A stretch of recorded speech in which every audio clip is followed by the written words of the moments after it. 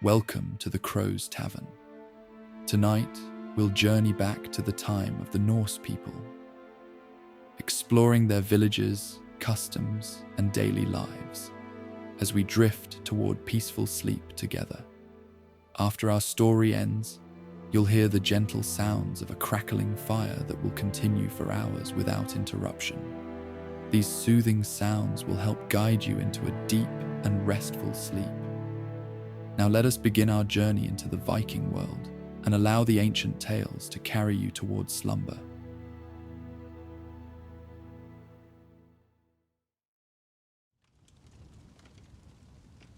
You walk across the shimmering surface of the Rainbow Bridge Bifrost, your footsteps creating ripples of light that dance beneath you. The pattern of your footfalls echoes softly, reverberating across the vast expanse between worlds. Scanning the endless horizon as you stroll, you take in the majesty of the cosmos. Stars swirling in distant galaxies, nebulae blooming like celestial flowers, and the branches of Yggdrasil, the world tree, stretching out to cradle the 9 realms in its ancient embrace. From below comes the sound of crashing waterfalls, as the waters of creation flow from the roots of Yggdrasil and cascade into the void. Above, the skies shift in hues of deep indigo, emerald, and gold, colors that would never appear in the mortal realm's firmament. A gentle warmth emanates from the bridge itself, as if the Rainbow Road were alive, welcoming your presence upon its back. The air here is different too, cleaner, sweeter, filled with scents of distant meadows and ancient magic, the aroma of life and creation itself. You walk onward, feeling lighter with each step, until the golden spires of Asgard rise before you like a dream made manifest. The realm eternal gleams in the perpetual twilight, a city of gold and silver nestled amid rolling hills and forests of trees, with leaves of ruby and emerald. But something isn't right in the home of the Aesir. As you approach the massive gates, you see a commotion, warriors rushing to and fro, their voices raised in concern rather than celebration. At the center of it all stands a towering figure, his red cape billowing in a wind of his own making, his hand clenched around the shaft of his legendary hammer. It is Thor, son of Odin, protector of Midgard and Asgard, and his face is dark with concern. The god of thunder's brow is furrowed, his blue eyes flashing like summer lightning.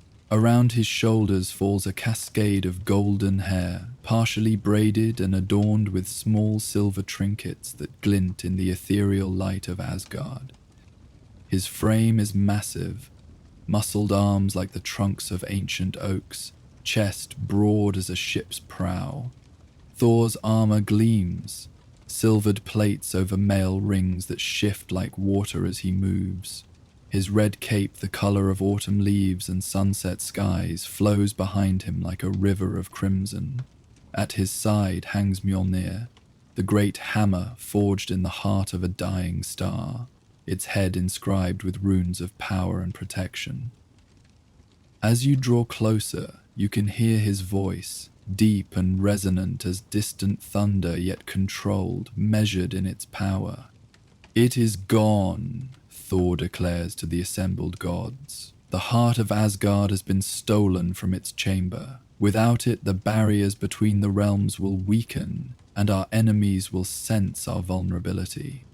Odin, the All-Father, steps forward from his throne.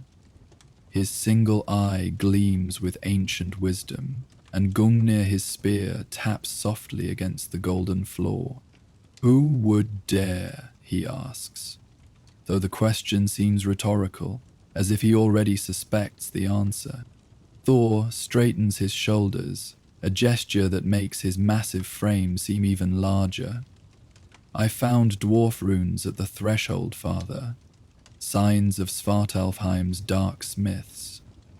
I will journey there and retrieve what belongs to Asgard." Odin nods slowly, the movement deliberate and weighted with the gravity of ages. Go then, my son, but remember that not all conflicts are resolved by the strike of a hammer. The dwarves are cunning and old, their traditions as unyielding as the stone they shape. Thor bows his head in acknowledgement, though you can see the eagerness for action tightening his jaw. With a swirl of his crimson cape, he turns and strides toward the rainbow bridge, his footsteps echoing like distant drums of war. Without knowing why, you find yourself following in his wake, drawn by some unseen current to witness the Thunderer's quest. As Thor reaches the edge of Asgard, he raises Mjolnir to the skies. Lightning answers his call, crackling down from the heavens to envelop you both in a cocoon of brilliant energy. The world shifts, dissolves, reforms. The golden spires of Asgard vanish, replaced by absolute darkness, so complete it seems to press against your skin like velvet. The air grows thick, heavy with the scent of earth and stone, and ancient things that have never known the touch of sunlight. You have arrived in Svartalfheim, the realm of the dwarves. Thor strides forward confidently, seemingly untroubled by the darkness. Mjolnir begins to glow with a soft blue light, illuminating a vast cavern of dark stone veined with glittering minerals. The ceiling soars hundreds of feet overhead, lost in shadows despite the hammer's glow.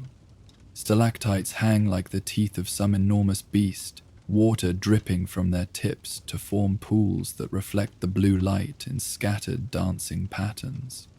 The sound of the droplets creates a soothing rhythm, plip-plop, plip, a natural metronome marking time in this timeless place. Each drop sends ripples across the surface of the pools, creating hypnotic patterns that seem to whisper ancient secrets. The air here is cool against your skin, carrying a mineral tang that coats your tongue and throat. It's not unpleasant, merely different. The taste of stone and metal and age beyond reckoning. With each breath, you feel a curious heaviness settling into your limbs, as if the very air were thicker, more substantial than that of the world above. Thor moves with purpose, following some trail invisible to your eyes. His footsteps echo softly against the stone floor, each step a muted thunder. As you follow him deeper into the cavern system, the walls begin to change. No longer raw stone, they become smooth, polished surfaces inscribed with intricate runes that seem to shift and move when viewed from the corner of your eye. Dwarf scripts, Thor murmurs, his voice hushed yet still powerful enough to reverberate through the tunnels. Ancient wards and boasts of craftsmanship. We approach their domain. The path descends, winding down through the heart of the mountains. As you travel deeper, the air gradually warms. The cool dampness gives way to dry heat that grows more intense with each turning of the path. The blue light of Mjolnir reflects off beads of sweat forming on Thor's brow as he marches onward, unwavering. Soon, a new sound reaches your ears, a rhythmic clanging, metal against metal, like a heartbeat of stone and iron. With it comes an orange glow that transforms the tunnel walls from blue-tinged shadows to warm, flickering amber. The tunnel suddenly opens onto a ledge overlooking a vast chamber, and the sight before you steals your breath away. Below spreads a dwarven forge city, carved into the living rock of the mountain's heart. Rivers of molten metal flow through channels cut into the stone, their golden red surface casting wavering light across the cavern's ceiling. Dozens of anvils stand in ordered rows, each attended by a stout figure wielding hammers that rise and fall in hypnotic rhythm. The sound is overwhelming, yet oddly soothing in its constancy, a symphony of creation that has played uninterrupted for millennia. Clang, clang, clang. The percussion of hammer on metal becomes a lullaby of industry, each strike sending showers of sparks into the air that dance like fireflies before fading to embers. The heat is intense but not unbearable, wrapping around you like a thick blanket. It carries the scents of hot metal, coal, and some unidentifiable spices that the dwarves cast into their forge fires. The combination is intoxicating, earthy, rich, and ancient. Thor stands tall at the edge of the ledge, his silhouette outlined by the forge fires below. He takes a deep breath, shoulders rising and falling, before raising Mjolnir high. "Die Wolves of Valhalla-Viam." His voice booms throughout the chamber, echoing off the walls and ceiling, momentarily drowning out even the sound of the hammers. "I am Thor Odinson, and I come seeking what was stolen from Asgard." The hammering stops. Silence falls over the forge city, broken only by the gentle bubbling of the molten rivers. Dozens of bearded faces turn upward, eyes reflecting the orange glow of the forges like small flames. From among them, one figure steps forward. Unlike the others, who are clad in leather aprons and simple garments, this dwarf wears an elaborate exoskeleton of metal and gears that enhances his stature. When he moves, the contraption whirs and clicks, steam hissing from vents along its joints. "The Thunderer honors us with his presence," the dwarf calls up, his voice surprisingly melodious for one of his kind.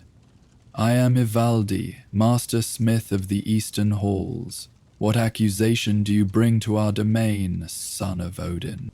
Thor descends a staircase carved into the rock face, each step deliberate, controlled, a predator entering unfamiliar territory.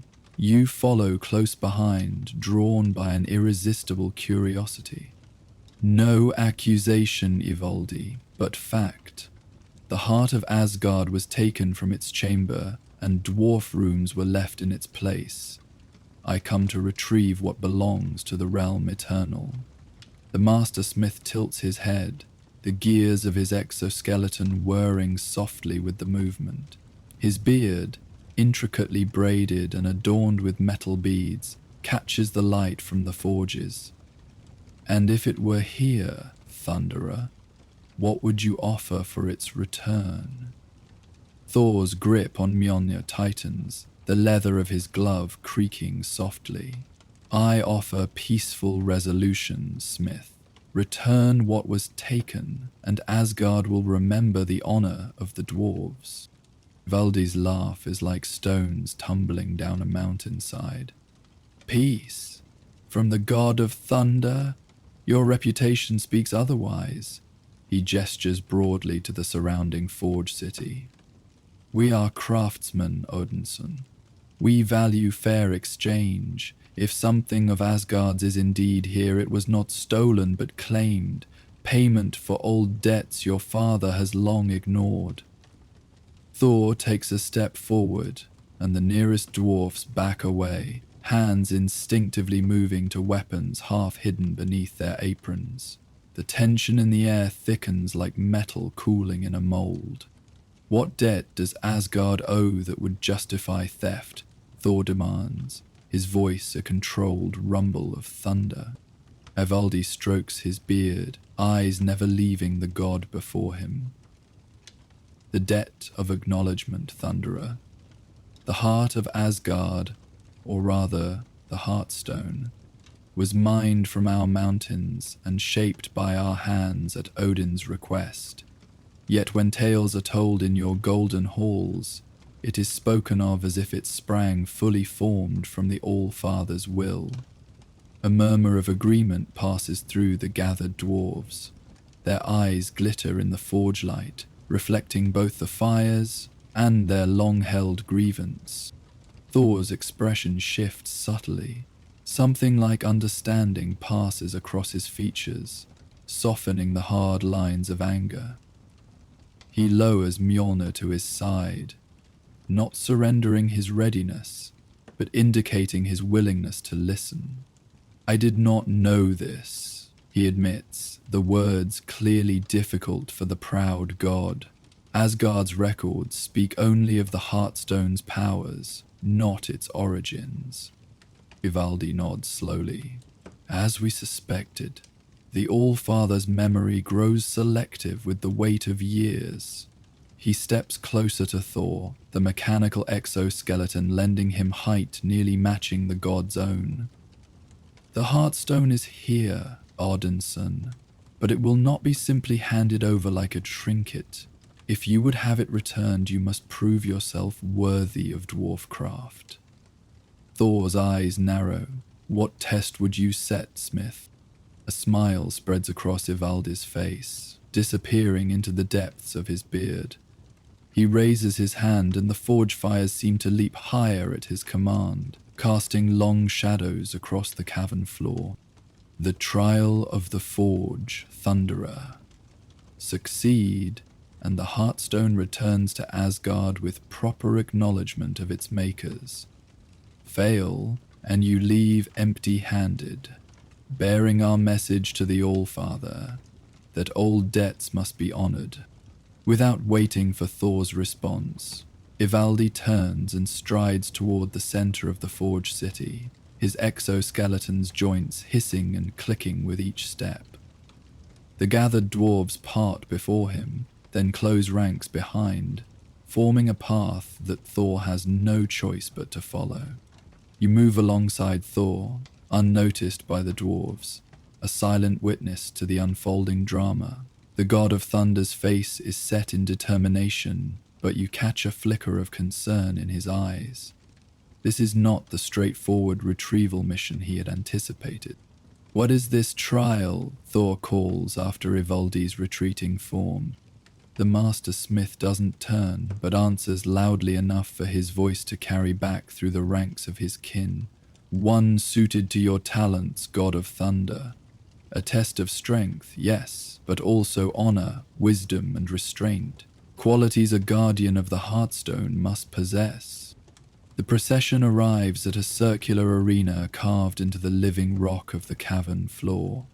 Channels of molten metal encircle it, casting rippling light across the smooth stone surface. At the center stands a raised dais, upon which rests a small pedestal. Atop the pedestal, glowing with an inner light that outshines even the forge fires, sits a crystalline stone the size of a clenched fist. The Heartstone of Asgard. Even from a distance, its power is palpable. Waves of energy radiate from it, making the air shimmer like heat rising from sun-baked stone. The crystal itself pulses with a rhythm reminiscent of a heartbeat, each throb sending out a new surge of light and power. Thor's breath catches visibly at the sight of it.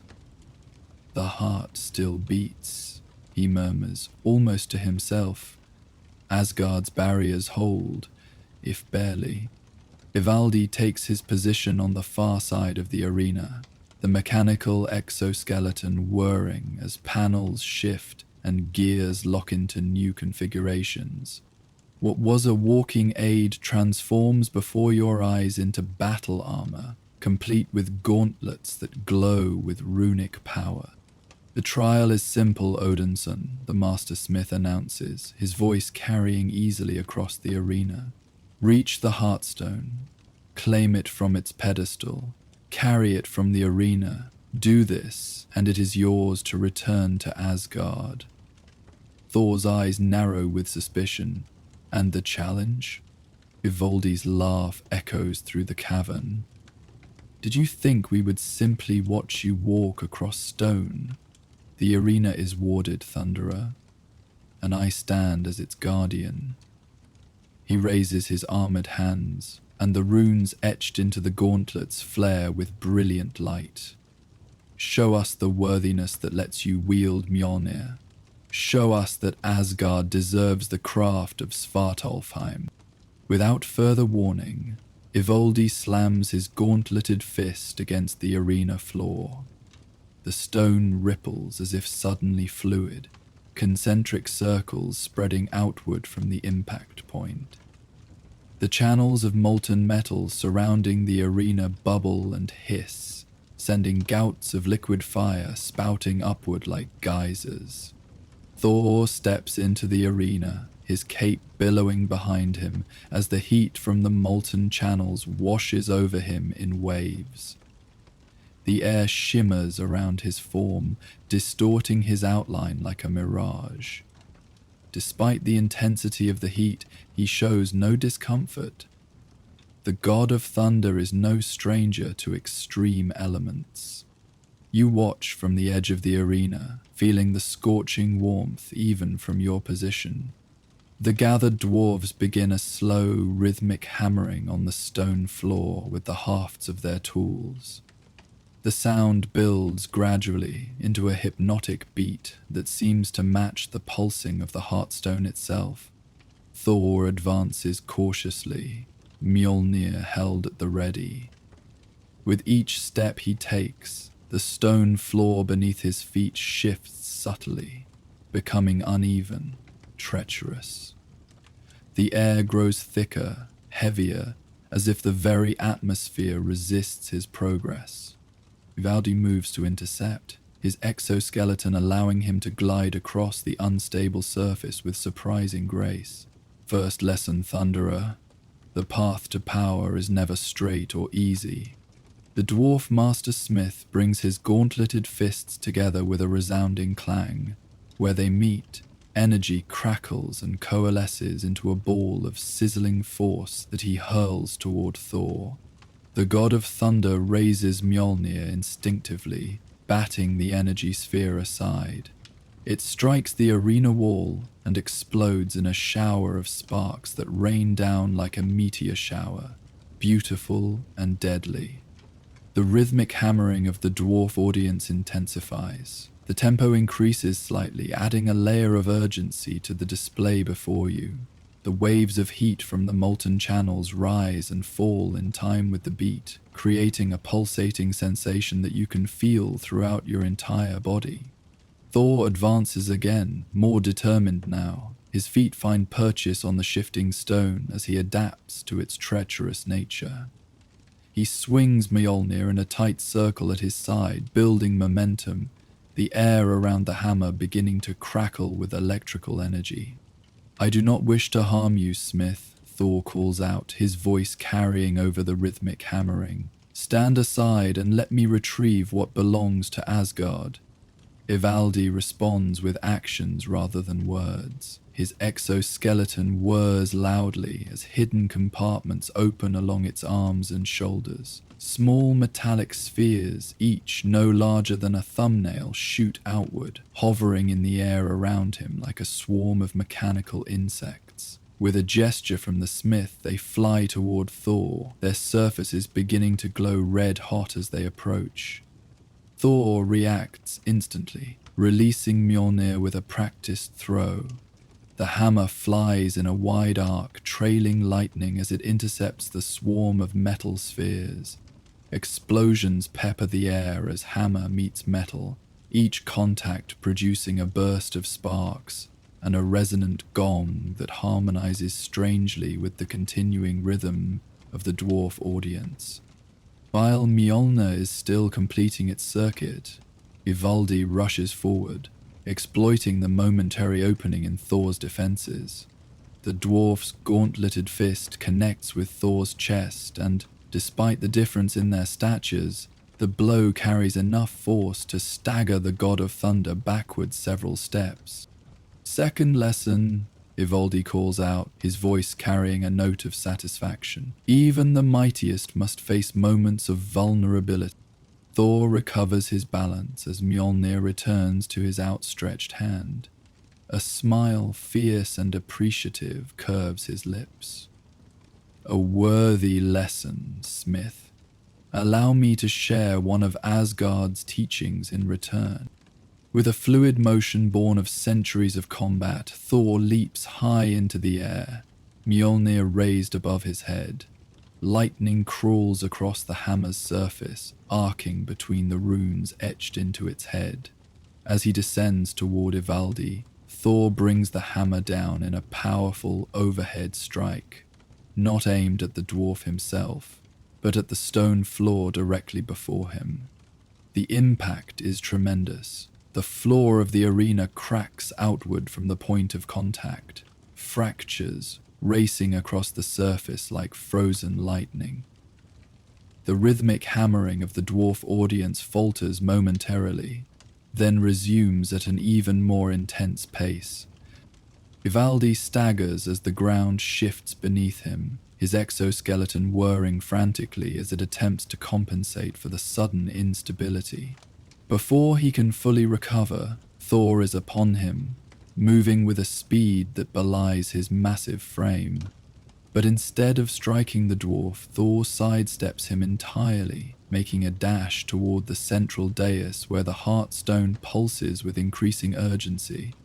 The stone itself seems to recognize the god of thunder, its light growing brighter, its pulsing beat more rapid as he approaches.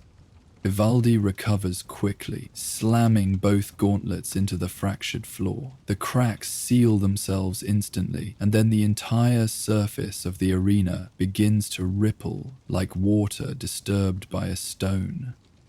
The wave of undulating rock races toward Thor, threatening to upset his balance just steps away from the Heartstone. Thor plants his feet firmly and braces against the coming wave, his cape billowing behind him as the disturbance approaches. At the last possible moment, he brings Mjolnir down hard against the oncoming ripple. The hammer's impact creates a counterwave that neutralizes Ivaldi's attack, the two forces cancelling each other out in a display of perfect timing. The dwarf audience's rhythmic hammering reaches a crescendo, the sound filling the cavern like a physical presence. The molten channels surrounding the arena bubble and churn, sending occasional spurts of liquid fire into the air. Each eruption casts momentary shadows that dance across the walls of the cavern, creating a mesmerizing, ever-changing tapestry of light and dark. Thor presses forward, now mere steps from the Heartstone. Ivaldi, seeing his quarry about to reach the prize, activates another function of his elaborate exoskeleton. The armor's chest plate slides open, revealing an intricate arrangement of gears and crystals. A beam of concentrated energy, reminiscent of the Heartstone's own light but corrupted somehow, darker and unstable, lances out toward Thor. With no time to dodge, Thor raises Mjolnir to intercept the beam. The hammer's enchanted metal absorbs the energy, its surface glowing brighter and brighter as it takes in more of the dwarf's attack. Thor grits his teeth with effort, his boots sliding backwards slightly across the stone floor as the force of the beam pushes against him. "Your craft is indeed mighty, Smith," Thor acknowledges, his voice strained but unwavering. "But you forget who you face." With a roar that echoes throughout the cavern, Thor pushes back against the energy beam. Mjolnir begins to spin in his grasp, faster and faster until it's a blur of motion. The stored energy from Ivaldi's attack is channeled through the hammer's rotation, transformed and amplified by Thor's own power. Lightning crackles around the god of thunder, arcing between him and the hammer, between the hammer and the floor, creating a cage of electrical energy. With a final shout of effort, Thor redirects the combined energies, Ivaldi's beam and his own lightning, upward toward the cavern's ceiling. The resulting explosion shakes the entire forge city. Stalactites tremble but hold fast, centuries of dwarf engineering preventing a cave-in. The audience's rhythmic hammering stops entirely as all eyes turn upward, watching the display of raw power with a mixture of fear and awe. In the momentary distraction, Thor lunges the final distance to the dais. His hand closes around the Heartstone, lifting it from its pedestal. The instant his skin contacts the crystal, Its light synchronizes with his own heartbeat, the two rhythms merging into one powerful pulse that sends waves of golden energy throughout the arena.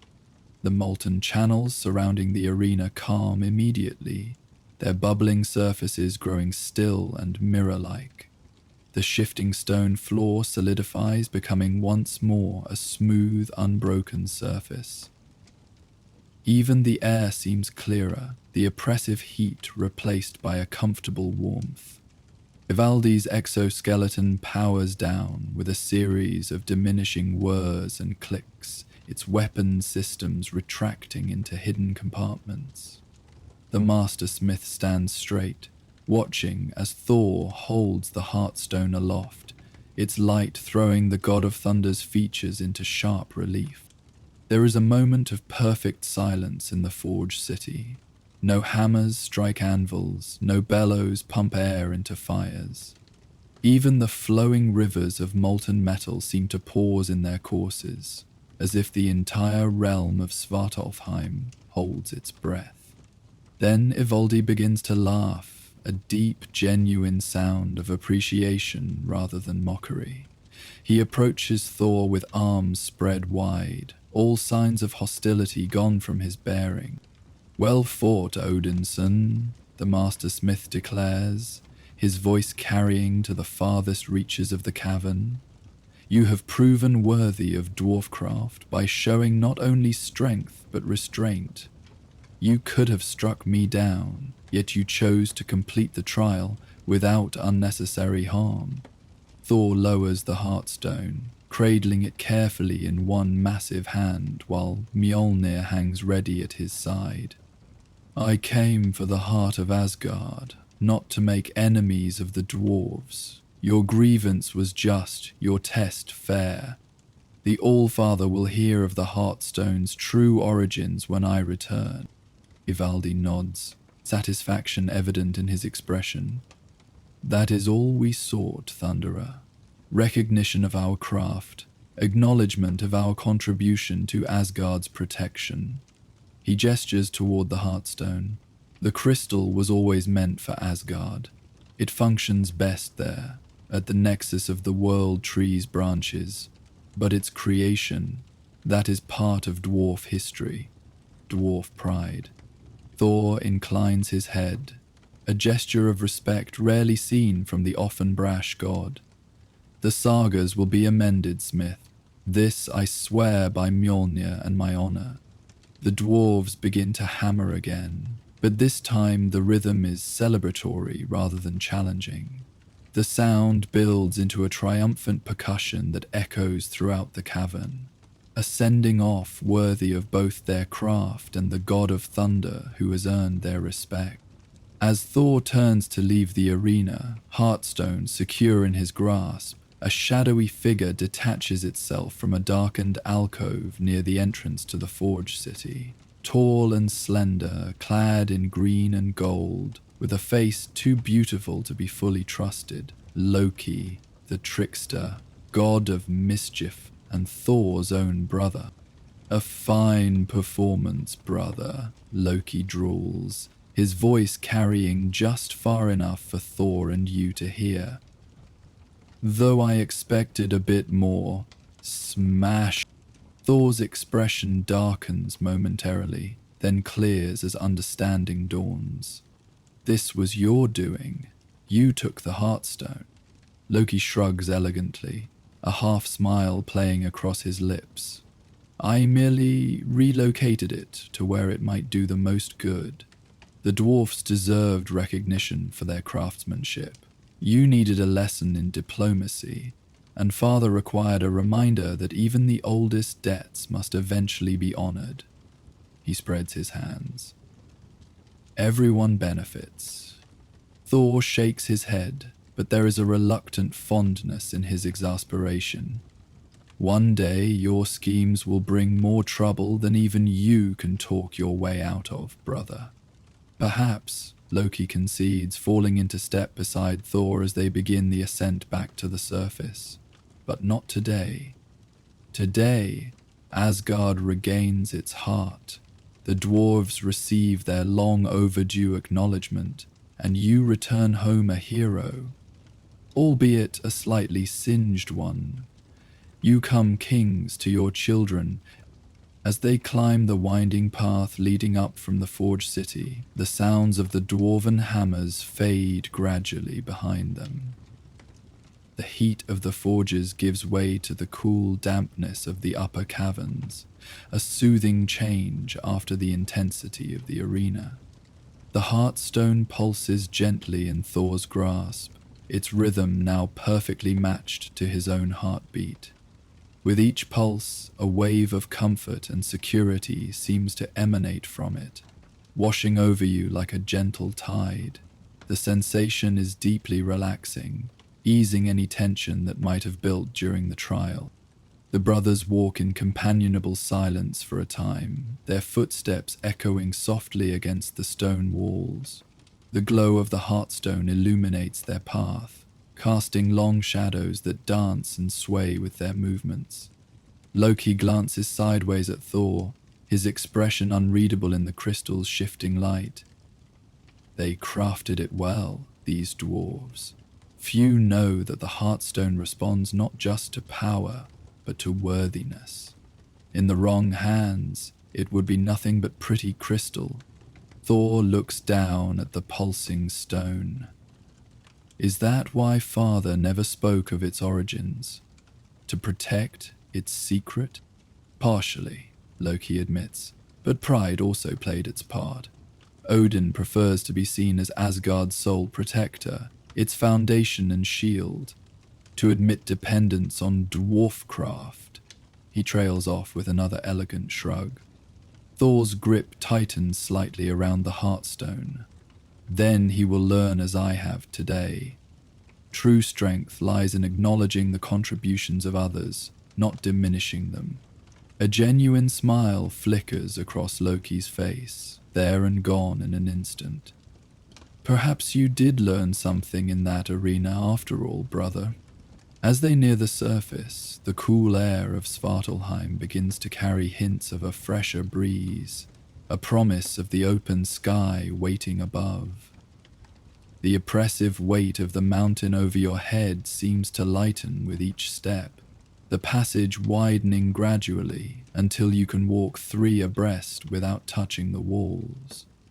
The heartstone's pulses grow slower, deeper, more hypnotic as you ascend.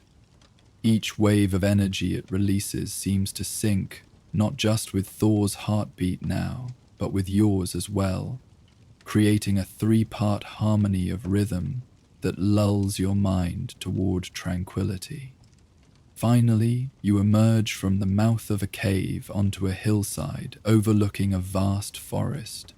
The stars of Svartalfheim glitter overhead, larger and more numerous than those visible from Midgard.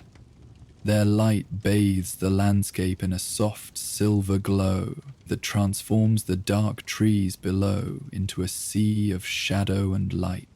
Thor raises Mjolnir toward the star-filled sky. To Asgard he commands, his voice a gentle rumble of distant thunder. The hammer responds, drawing down lightning from the clear sky. It wraps around all 3 of you, Thor, Loki, and your observing presence, creating a cocoon of brilliant energy that momentarily blinds you. When your vision clears, you find yourself once more upon the Rainbow Bridge, the golden spires of Asgard gleaming before you. The heartstone in Thor's grasp pulses stronger now, as if recognizing its home. Each beat sends waves of deepening relaxation through you, each pulse a gentle suggestion to let go, to drift. Thor strides toward the gates of the realm eternal, the heartstone's light mingling with the glow of Bifrost beneath his feet. Loki follows a step behind, his expression thoughtful as he watches his brother's straight-backed march toward the waiting city. The guards at the gates snap to attention as Thor approaches, their eyes widening at the sight of the heartstone cradled in his massive hand. Word of the god of thunder's return spreads quickly through the golden halls, and by the time he reaches the throne room, a crowd has gathered to witness the restoration of Asgard's heart. Odin rises from his throne as Thor enters, Gungnir tapping softly against the floor. The Allfather's single eye fixes on the pulsing crystal in his son's hand, then moves to take in Thor's battle-worn appearance. "You have succeeded," Odin states, his tone making the words both acknowledgement and question. Thor approaches the throne, the heartstone held reverently before him. Its light illuminates the hall, casting long shadows behind the assembled gods, and making the gold of Asgard's walls gleam even brighter. "I have retrieved the heart of Asgard," Thor confirms, his voice carrying easily through the hushed hall, "and I have learned its true nature." Odin's eye narrows slightly. "Explain." Thor holds the heartstone higher, allowing its light to wash over the gathered assembly. "This crystal, which powers the barriers between realms and protects Asgard from its enemies, was not created by Aesir hands alone. It was mined from the mountains of Svartalfheim and shaped by dwarfcraft at your request. Yet our histories make no mention of their contribution." A murmur runs through the assembled gods. Odin remains silent, his ancient face unreadable as stone. For a long moment, the only sound in the hall is the gentle pulsing of the heartstone, its rhythm now matched to the very foundations of Asgard itself. Finally, the Allfather inclines his head in acknowledgement. "There is truth in your words, my son. In the pride of younger days, I allowed the dwarves' role to fade from our stories." His eye meets Thor's gaze directly. "Perhaps it is time for old tales to be retold more faithfully." Relief washes across Thor's features. He approaches the dais where Odin's throne stands and kneels, offering up the heartstone with both hands. The master smith Ivaldi asks only for acknowledgement of his people's craft. "I gave my word their contribution would be honored in our sagas."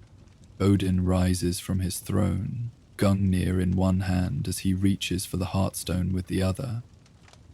"And so it shall be. The histories will be amended, the dwarf's craft celebrated alongside the magic of Asgard." As Odin's fingers close around the crystal, its light intensifies, bathing the hall in golden radiance. The pulse of the stone quickens momentarily, then settles into a deeper, slower rhythm, the heartbeat of Asgard restored to its proper pace. A sense of profound peace settles over the throne room. The urgency that had driven Thor's quest gives way to a tranquil satisfaction, a feeling of rightness restored to the natural order. The assembled gods begin to disperse, their voices a gentle murmur that rises and falls like distant waves upon a shore. Thor rises from his kneeling position, satisfaction evident in his bearing. He has succeeded in his quest, not simply through strength of arms but through recognition of honor and truth. The mighty thunderer turns from the throne, his red cape flowing behind him like a river of sunset as he strides toward the great doors of the hall.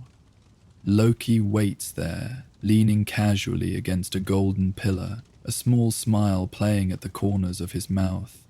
As Thor approaches, the trickster straightens, falling into step beside his brother as they exit together. "Well played, brother," Loki murmurs, voice pitched for Thor's ears alone. "Your diplomatic skills improve. Perhaps there's hope for you yet." Thor chuckles, the sound like distant thunder on a summer's evening. "And perhaps your schemes occasionally serve a greater good than your own amusement, though I doubt it will become a habit." Their voices fade as they move farther down the corridor, leaving you alone in the gradually emptying throne room. The heartstone continues to pulse from its place in Odin's grasp, its golden light becoming softer, more diffuse, enveloping the hall in a warm glow that reminds you of firelight seen through heavy eyelids. The All-Father returns to his throne, the heartstone now hovering just above Gungnir's tip, suspended there by ancient magic. With each beat of the crystal, the light shifts and flows like liquid gold, creating patterns across the floor and walls that seem to tell stories of their own. Tales of heroes and quests, of honor upheld and lessons learned. You find yourself drawn to these patterns, your gaze following the flowing light as it traces shapes and forms across the golden surfaces of Asgard's throne room. The movement is hypnotic, soothing, guiding your thoughts toward peaceful contemplation. The sounds of the hall grow more distant with each pulse of the heartstone. The shuffle of feet upon the floor, the occasional clink of armor or murmured conversation, all seem to come from increasingly far away, as if you were listening from the depths of a still pool, the surface world growing more remote with each passing moment. The light patterns created by the heartstone begin to slow their dance, becoming more languid, more dreamlike. They remind you now of sunlight filtered through leaves on a lazy summer afternoon, or the gentle play of candlelight across a bedroom wall as sleep approaches.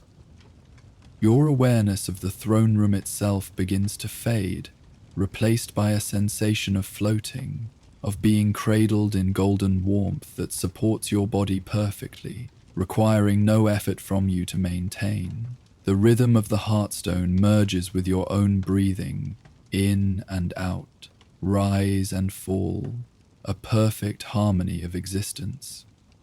As you drift in this sea of golden light, memories of Thor's quest play through your mind like a half-remembered dream. The fiery forge city of the dwarves, the clash in the arena, the restoration of the heartstone to its rightful place, all flow past your consciousness like scenes viewed through a gossamer veil, beautiful but increasingly distant.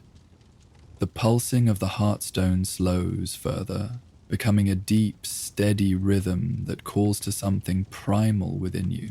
It reminds you of a mother's heartbeat heard from the womb, of ocean waves upon a moonlit shore, of the most fundamental cycles of nature and existence. It speaks of safety, of belonging, of the deepest rest. With each beat, your body feels heavier, more distant, less demanding of your attention. Your limbs grow pleasantly weighty, sinking deeper into whatever surface supports you. Your breathing naturally synchronizes with the crystal's pulse. Slow, deep, nourishing. The golden light enveloping you begins to dim gradually, not in a way that brings darkness, but rather in a manner that suggests the gentle approach of sleep. Like eyelids growing heavy at the end of a fulfilling day, the light softens, becomes more diffuse, more dreamlike. From somewhere very far away, you hear the faint echo of Thor's voice, strong yet gentle.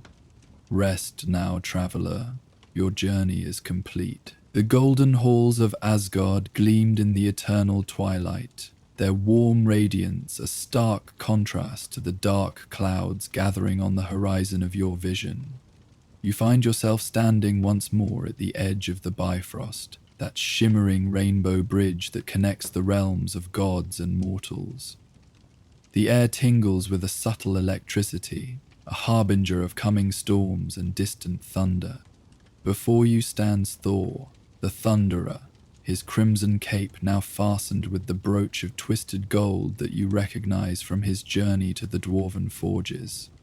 The Heartstone has been returned to Asgard, its rhythmic pulse now synchronized with the realm eternal, strengthening the barriers between worlds. Yet Thor's face bears the expression of one whose duties are never truly complete. Heimdall, the ever-vigilant guardian of the Bifrost, stands nearby, his golden armor reflecting the light in dazzling patterns. His eyes, those all-seeing orbs that can perceive happenings across the 9 realms, are fixed on a distant point that only he can observe. "Trouble brews in Midgard, Thunderer." Heimdall's voice is deep and resonant, like stones tumbling in the depths of a mountain. "A coastal village suffers. The people call upon your name as their homes are washed away and their fishing boats splintered." Thor steps forward, his massive hand gripping Mjolnir with renewed purpose. "What threatens them, gatekeeper?"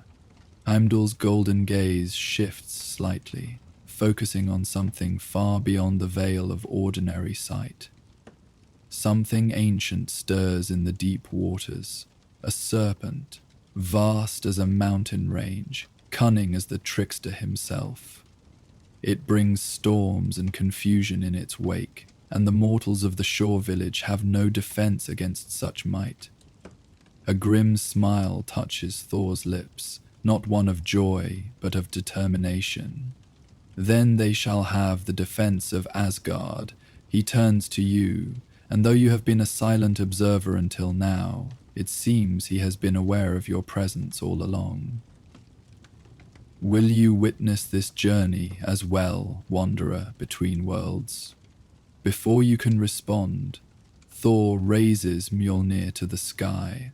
The hammer's surface begins to glow with an inner light, drawing down a column of raw energy from the heavens. The air around you crackles and hums with building power, and then the world dissolves around you in a cascade of rainbow light. For a breathless moment, you exist everywhere and nowhere, stretched across the branches of Yggdrasil like a thought-given momentary form. Then reality coalesces once more, and you find yourself on a windswept cliff overlooking a churning sea. The village below is a collection of sturdy wooden structures and thatched roofs, built to withstand the harsh northern climate. Under normal circumstances, it would appear quaint and peaceful, nestled between the protective embrace of forest-covered hills and the bounty of the sea. But these are not normal circumstances. Dark clouds hang low over the water, unnaturally concentrated in a ring that surrounds the bay. The waves below crash against the rocky shore with unnatural fury, white foam spraying high into the air like the spittle of some enraged beast. Fishing boats lie overturned on the beach or smashed against the rocks, their wooden hulls splintered beyond repair. Thor surveys the scene, his expression hardening as he takes in the devastation. Villagers move about below, salvaging what they can from the wreckage, rebuilding what can be saved. Even from this distance, you can see the weariness in their movements, the slump of shoulders that speaks of prolonged struggle against a relentless foe. "Come," Thor says simply, and begins making his way down a narrow path that winds from the cliff to the village below. As you descend, the sound of the violent sea grows louder, a constant roaring backdrop to the scene of destruction. The path is slick with sea spray and recent rainfall, but Thor moves with the sure-footed confidence of one accustomed to treacherous terrain. His red cape billows behind him, a beacon of color against the grey landscape. The villagers notice his approach before you reach the base of the cliff. A murmur passes through the groups working on the shore, and soon a small crowd gathers. They are a hardy people, with weather-beaten faces and strong hands calloused from years of labor with nets and rigging. Yet even these robust souls look haggard now, their eyes shadowed with exhaustion and fear. An elderly man steps forward from the group. Despite his apparent age, he stands tall, his back unbowed by the years. A thick white beard frames a face lined with wisdom and experience, and he regards Thor with a mixture of hope and cautious respect. The Thunderer answers our prayers, the elder says, his voice carrying over the crash of waves. I am Einar, elder of Fjordheim. Our village thanks you for coming. Thor clasps the man's forearm in greeting, his massive hand dwarfing the elder's weathered limb. The guardian of Midgard does not ignore the plight of those under his protection. Tell me of this serpent that plagues your waters. Einar gestures toward the tempestuous sea. It came with the last full moon. At first we thought it merely an unusually fierce storm season, but then Leif, one of our most experienced fishermen, saw it. The elder turns and beckons to a muscular man standing at the edge of the group. Leif steps forward, his gaze darting nervously toward the churning waters as he speaks. I was returning from the northern fishing grounds when the storm hit without warning. Clear skies turned black in moments. Then I saw it, a great coil breaking the surface, thicker than the mast of my ship, green-black scales gleaming with an unnatural light. He swallows hard, the memory clearly disturbing him. It was no ordinary sea creature, Lord Thor.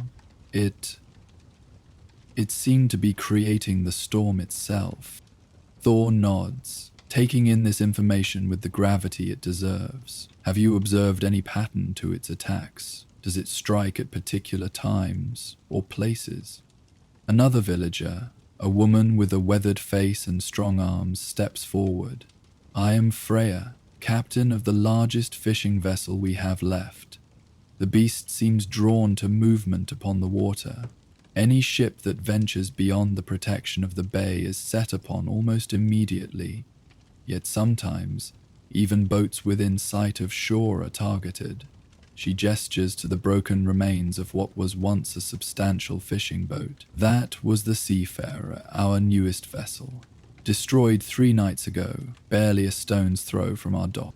Thor's gaze follows her pointing hand, then sweeps across the horizon, where the unnatural storm continues to churn. His expression darkens like the gathering clouds, a reflection of the tempest he likely already feels building within. I will need a ship, he states, turning back to the gathered villagers. The strongest you have remaining. The serpent must be confronted on its own territory. A momentary silence falls over the group, broken only by the relentless crashing of waves against the shore. Then Freya steps forward again, her chin lifted in determination. The sea hammer is sound, she says firmly. She has weathered worse storms than this, though not by much. I will take you to where the serpent was last seen. Thor studies her for a moment, then nods in acknowledgement of her courage. Ready your vessel, Captain. We sail as soon as you deem the ship prepared. The crowd disperses, a new energy in their movements. Thor's presence has kindled hope where before there was only resignation and fear. You watch as Freya calls out orders to a group of sailors, directing preparations for what will surely be a perilous voyage. Einar remains beside Thor, his weathered face solemn. The serpent is unlike anything we have encountered in our waters before, Thunderer.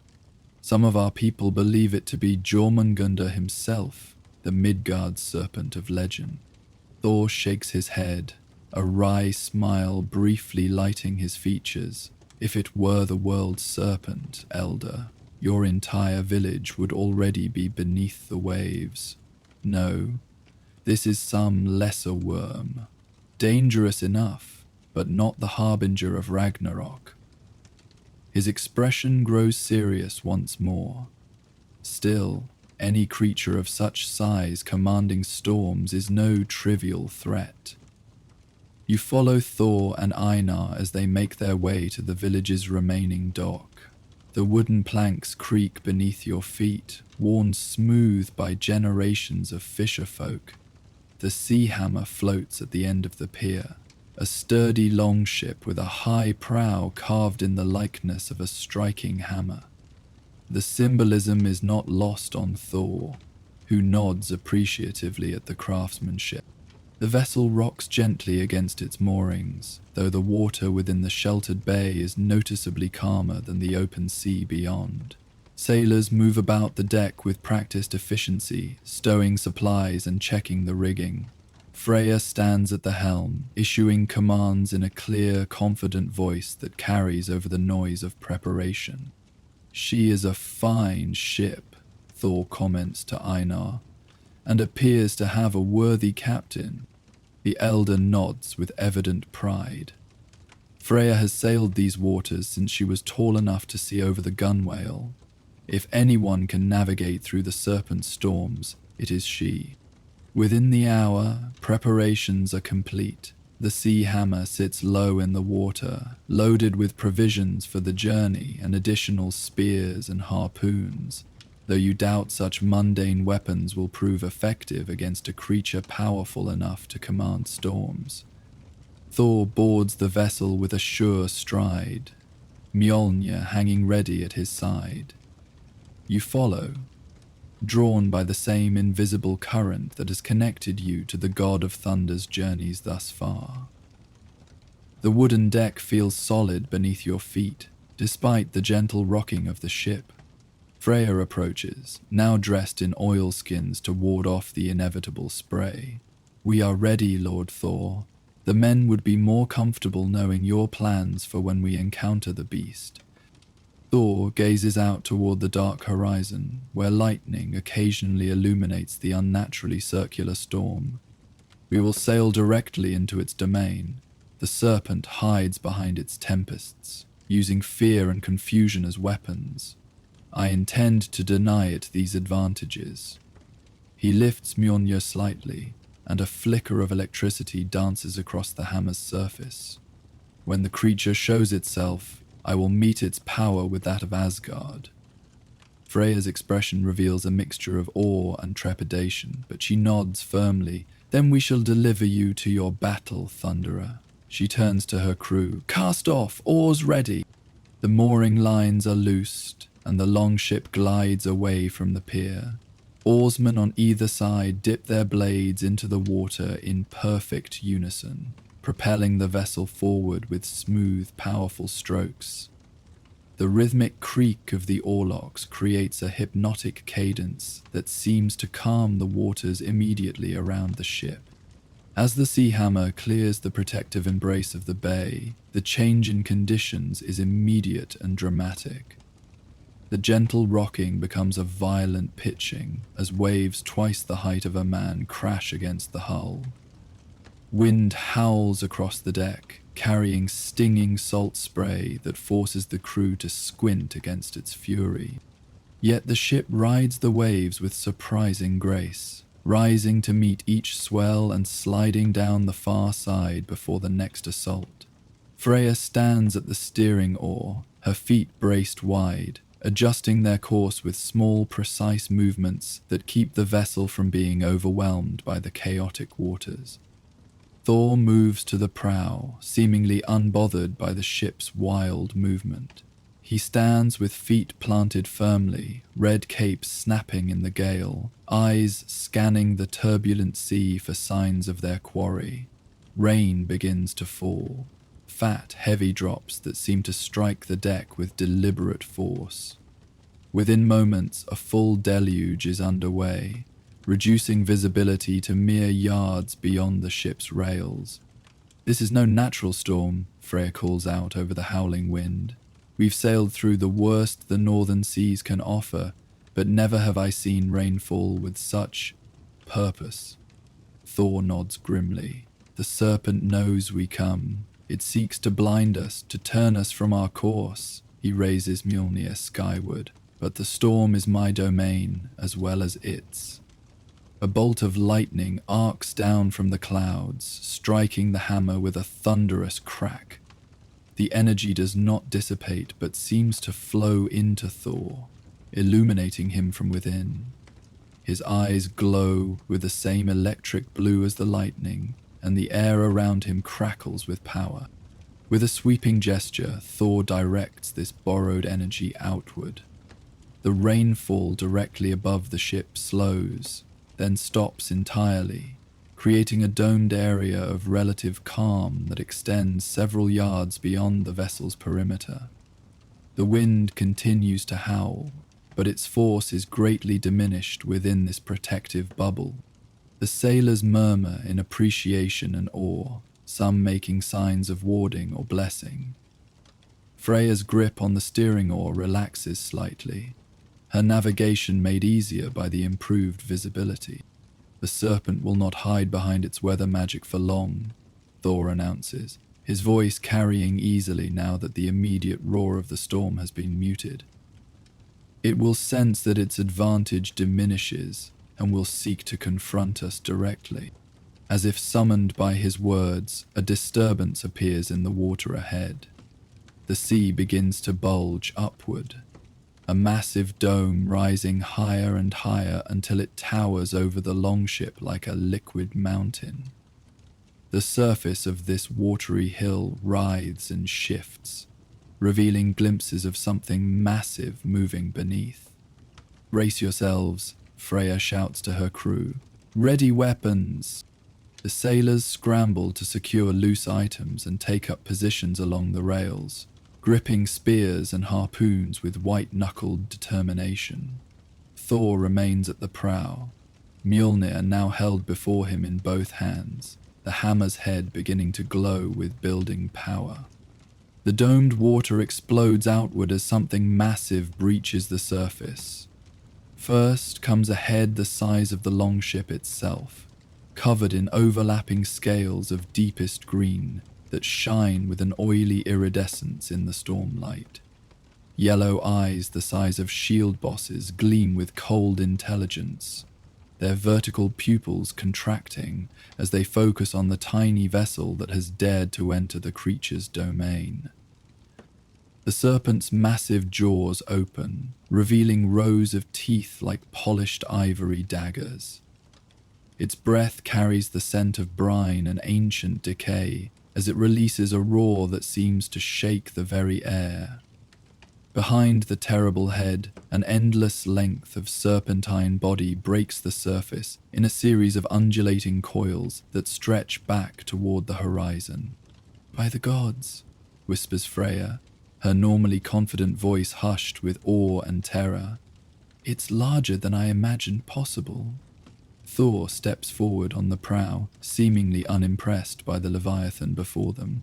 "I have faced greater worms than you, serpent," he calls out, his voice booming across the water. "Return to the depths and trouble these mortals no more, or face the wrath of Asgard." The great serpent regards Thor with what can only be described as cruel amusement. Its massive head sways from side to side in a hypnotic pattern, and the storms around them intensify. Lightning not of Thor's making lances down from the clouds, striking the water dangerously close to the longship. The sea itself, it will not be reasoned with, Thor announces, any hope of peaceful resolution abandoned. "Captain, hold your course as best you can. I will deal with this beast." Freya nods grimly, her knuckles white on the steering oar as she fights to keep the sea hammer from being pulled into the growing vortex. The oarsmen strain against the powerful currents, their synchronized movements now ragged with effort. Thor raises Mjolnir high above his head. The hammer begins to spin, faster and faster until it becomes a blur of motion. The air around it distorts with heat and energy, and the distinctive scent of lightning, sharp and clean like the world after a storm, fills your nostrils. With a mighty shout that reverberates across the churning waters, Thor hurls Mjolnir directly at the serpent's massive head. The hammer flies true, trailing a blazing path of electric blue energy. It strikes the creature between its baleful yellow eyes with an impact that sends shockwaves through the water. The serpent recoils, a shriek of pain and rage escaping its cavernous maw. For a moment the storm falters, the whirlpool's pull weakening as the creature's concentration is broken. Mjolnir returns to Thor's outstretched hand, small arcs of lightning still dancing across its surface. But the respite is brief. The serpent recovers quickly, its rage now focused entirely on the god of thunder. It lunges forward with astonishing speed for something of its size, jaws gaping wide enough to swallow the longship whole. "Turn hard to port," Freya shouts, and the crew responds instantly. The sea hammer veers sharply left, barely avoiding the serpent's strike. Massive jaws snap shut on empty water, the displaced liquid creating a wave that crashes over the ship's deck, momentarily swamping the vessel. Thor stands firm, even as water washes around his ankles. "Your aim is poor, worm," he taunts, twirling Mjolnir at his side. "Perhaps you should return to hunting defenseless fish rather than challenging gods." The serpent hisses, a sound like steam escaping from the bowels of the earth. Its eyes narrow, and suddenly the air around the ship begins to shimmer and distort. Where before there was one serpent, now there appear to be dozen. Identical copies of the Leviathan surrounding the sea hammer on all sides. "Illusions," Thor growls, his eyes scanning the circle of serpents. "The beast seeks to confuse us, to mask its true position." The sailors mutter fearfully, their weapons wavering as they turn to face threats from all directions. Even Freya's steady hand falters on the steering oar, her gaze darting from one monstrous apparition to the next. "Hold fast," Thor commands, his voice cutting through the growing panic. "These are but shadows cast by the true serpent. It cannot attack from all sides at once." Even as he speaks, one of the serpentine forms lunges forward. Several sailors cry out in warning, instinctively raising their spears to meet the attack, but the massive head passes through the ship's hull like smoke, confirming Thor's assessment of its illusory nature. The god of thunder narrows his eyes, studying the circle of identical monsters with keen attention. "There," he murmurs, then louder, "there, the third form to starboard. See how the water parts around its body? That is our true foe." Now that Thor has pointed it out, you can see the difference.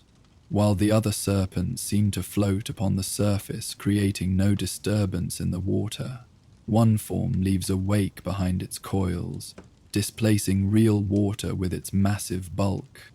Thor whirls Mjolnir with increasing speed, building power for another strike. But before he can release the hammer, the real serpent dives beneath the waves, disappearing from view. The illusory copies vanish like mist in sunlight, leaving the sea hammer suddenly alone on a sea that continues to churn with unnatural violence. "Where did it go?" asks one of the sailors, his voice cracking with tension. "Below us," Thor answers grimly, moving to the center of the ship. "It seeks to strike from beneath, where we are most vulnerable. The deck beneath your feet shudders as something massive scrapes along the keel.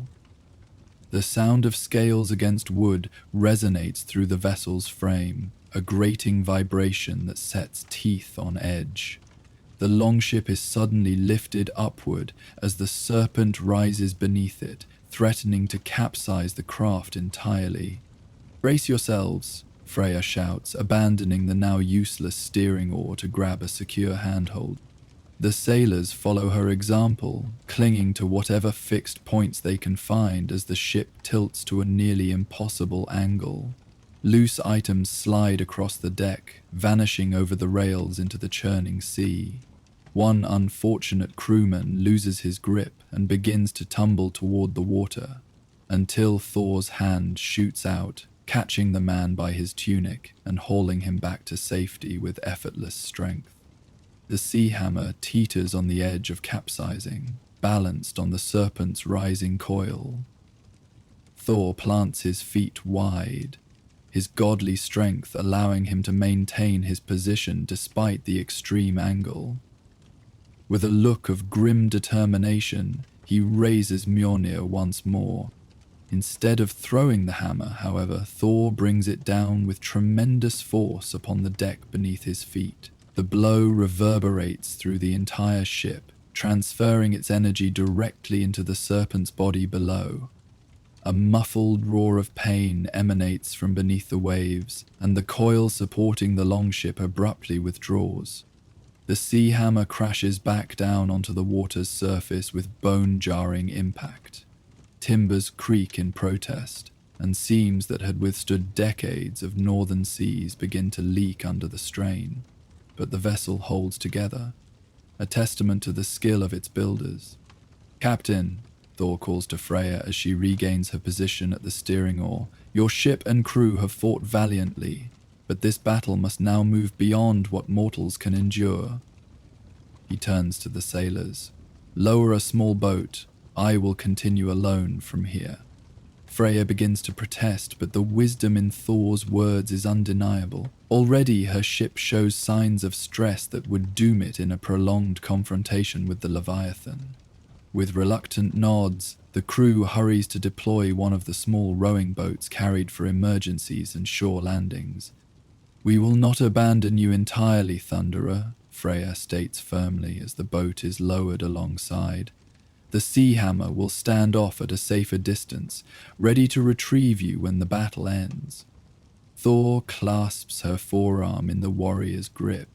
"Your courage does honor to your people, Captain. May the All-Father smile upon your house." As the small boat hits the water, Thor vaults over the rail and lands in it with surprising grace for one of his stature. The tiny craft dips dangerously under his weight but quickly stabilizes. No oars are needed. Thor stands in the center of the boat and begins to whirl Mjolnir overhead. The spinning hammer creates a vortex of wind that fills the small sail, propelling the boat forward into the heart of the storm. The sea hammer recedes behind, Freya and her crew watching from what they hope is a safer distance. You find yourself still with Thor, somehow transported to the small boat without conscious transition. The god of thunder pays your presence no mind, his attention fixed entirely on the turbulent waters ahead, where the serpent lurks below the surface. "Show yourself, beast," Thor roars, his voice carrying over the howling wind. "Face me directly if you dare." As if in answer, the sea before the small boat begins to churn and bubble. Water sprays upward as something massive rises from the depths. This time, the serpent reveals more of itself than before. Not just its head, but length after length of its enormous body, breaking the surface in a series of coils that seem to stretch endlessly across the horizon. In the stormy half-light, the creature's true scale becomes apparent, and it is truly terrifying. Each scale is the size of a shield, overlapping its neighbors like the most perfect armor ever forged. Ridges of bone run along its spine, sharp as spear points and dark as iron. Its head alone dwarfs Thor's small boat, and its eyes, those ancient cold eyes, fix upon the god of thunder with malevolent intelligence. "So," Thor's voice remains steady as he addresses the monstrosity before him, "you choose to face Asgard's champion directly. Perhaps you are not as craven as I thought." The serpent hisses, a sound like 1,000 swords being drawn from their scabbards. It rises higher, its head now towering 30 feet above the waves, looking down upon Thor with what can only be described as contempt. Suddenly the air around the serpent begins to glow with an eerie light. The storm clouds directly overhead start to rotate, forming a perfect spiral centered on the creature's position. Lightning, not Thor's clean blue-white bolts, but sickly green tendrils of energy. begins to dance between the clouds and the serpent's ridged spine. Ah, Thor nods in understanding. Not just a physical threat, but a wielder of Seda, storm magic. Impressive for a beast. He plants his feet more firmly in the small boat, which has begun to rock violently as the sea responds to the serpent's sorcery. But you face the god of thunder, creature. Your stolen storms are pale imitations of my birthright. The serpent opens its massive jaws and releases a roar that seems to shake the very foundations of the world. The sound carries physical force, creating ripples across the water's surface and causing the small boat to shudder beneath Thor's feet. With that challenge issued, the true battle begins.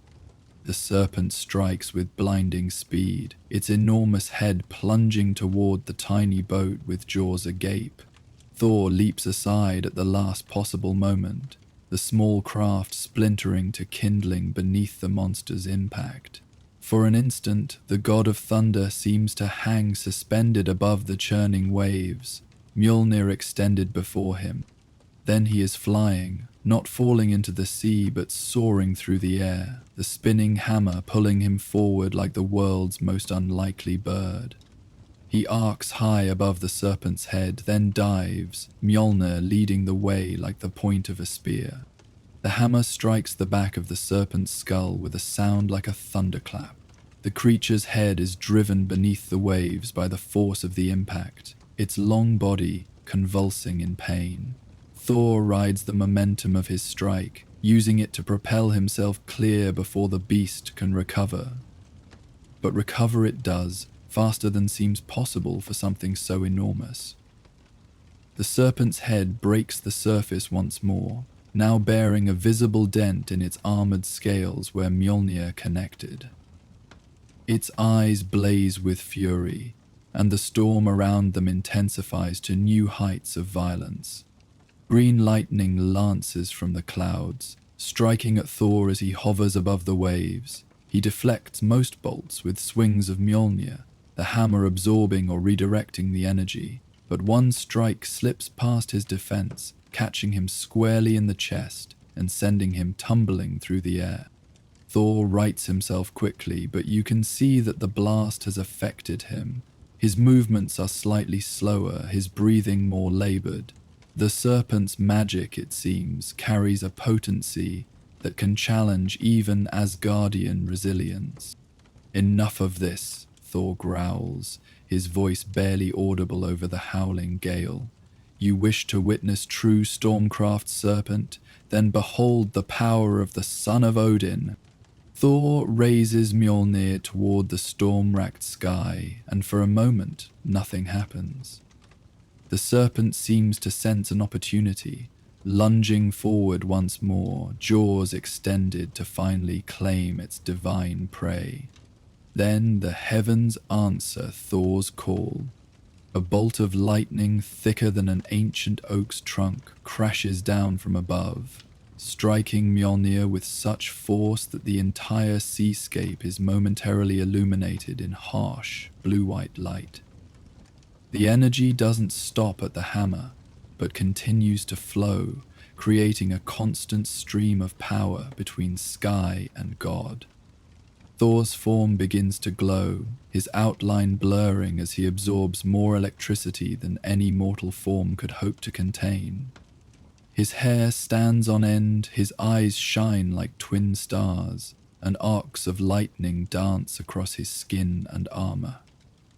The serpent hesitates, its lunge arrested mid-strike as something like uncertainty enters its ancient gaze.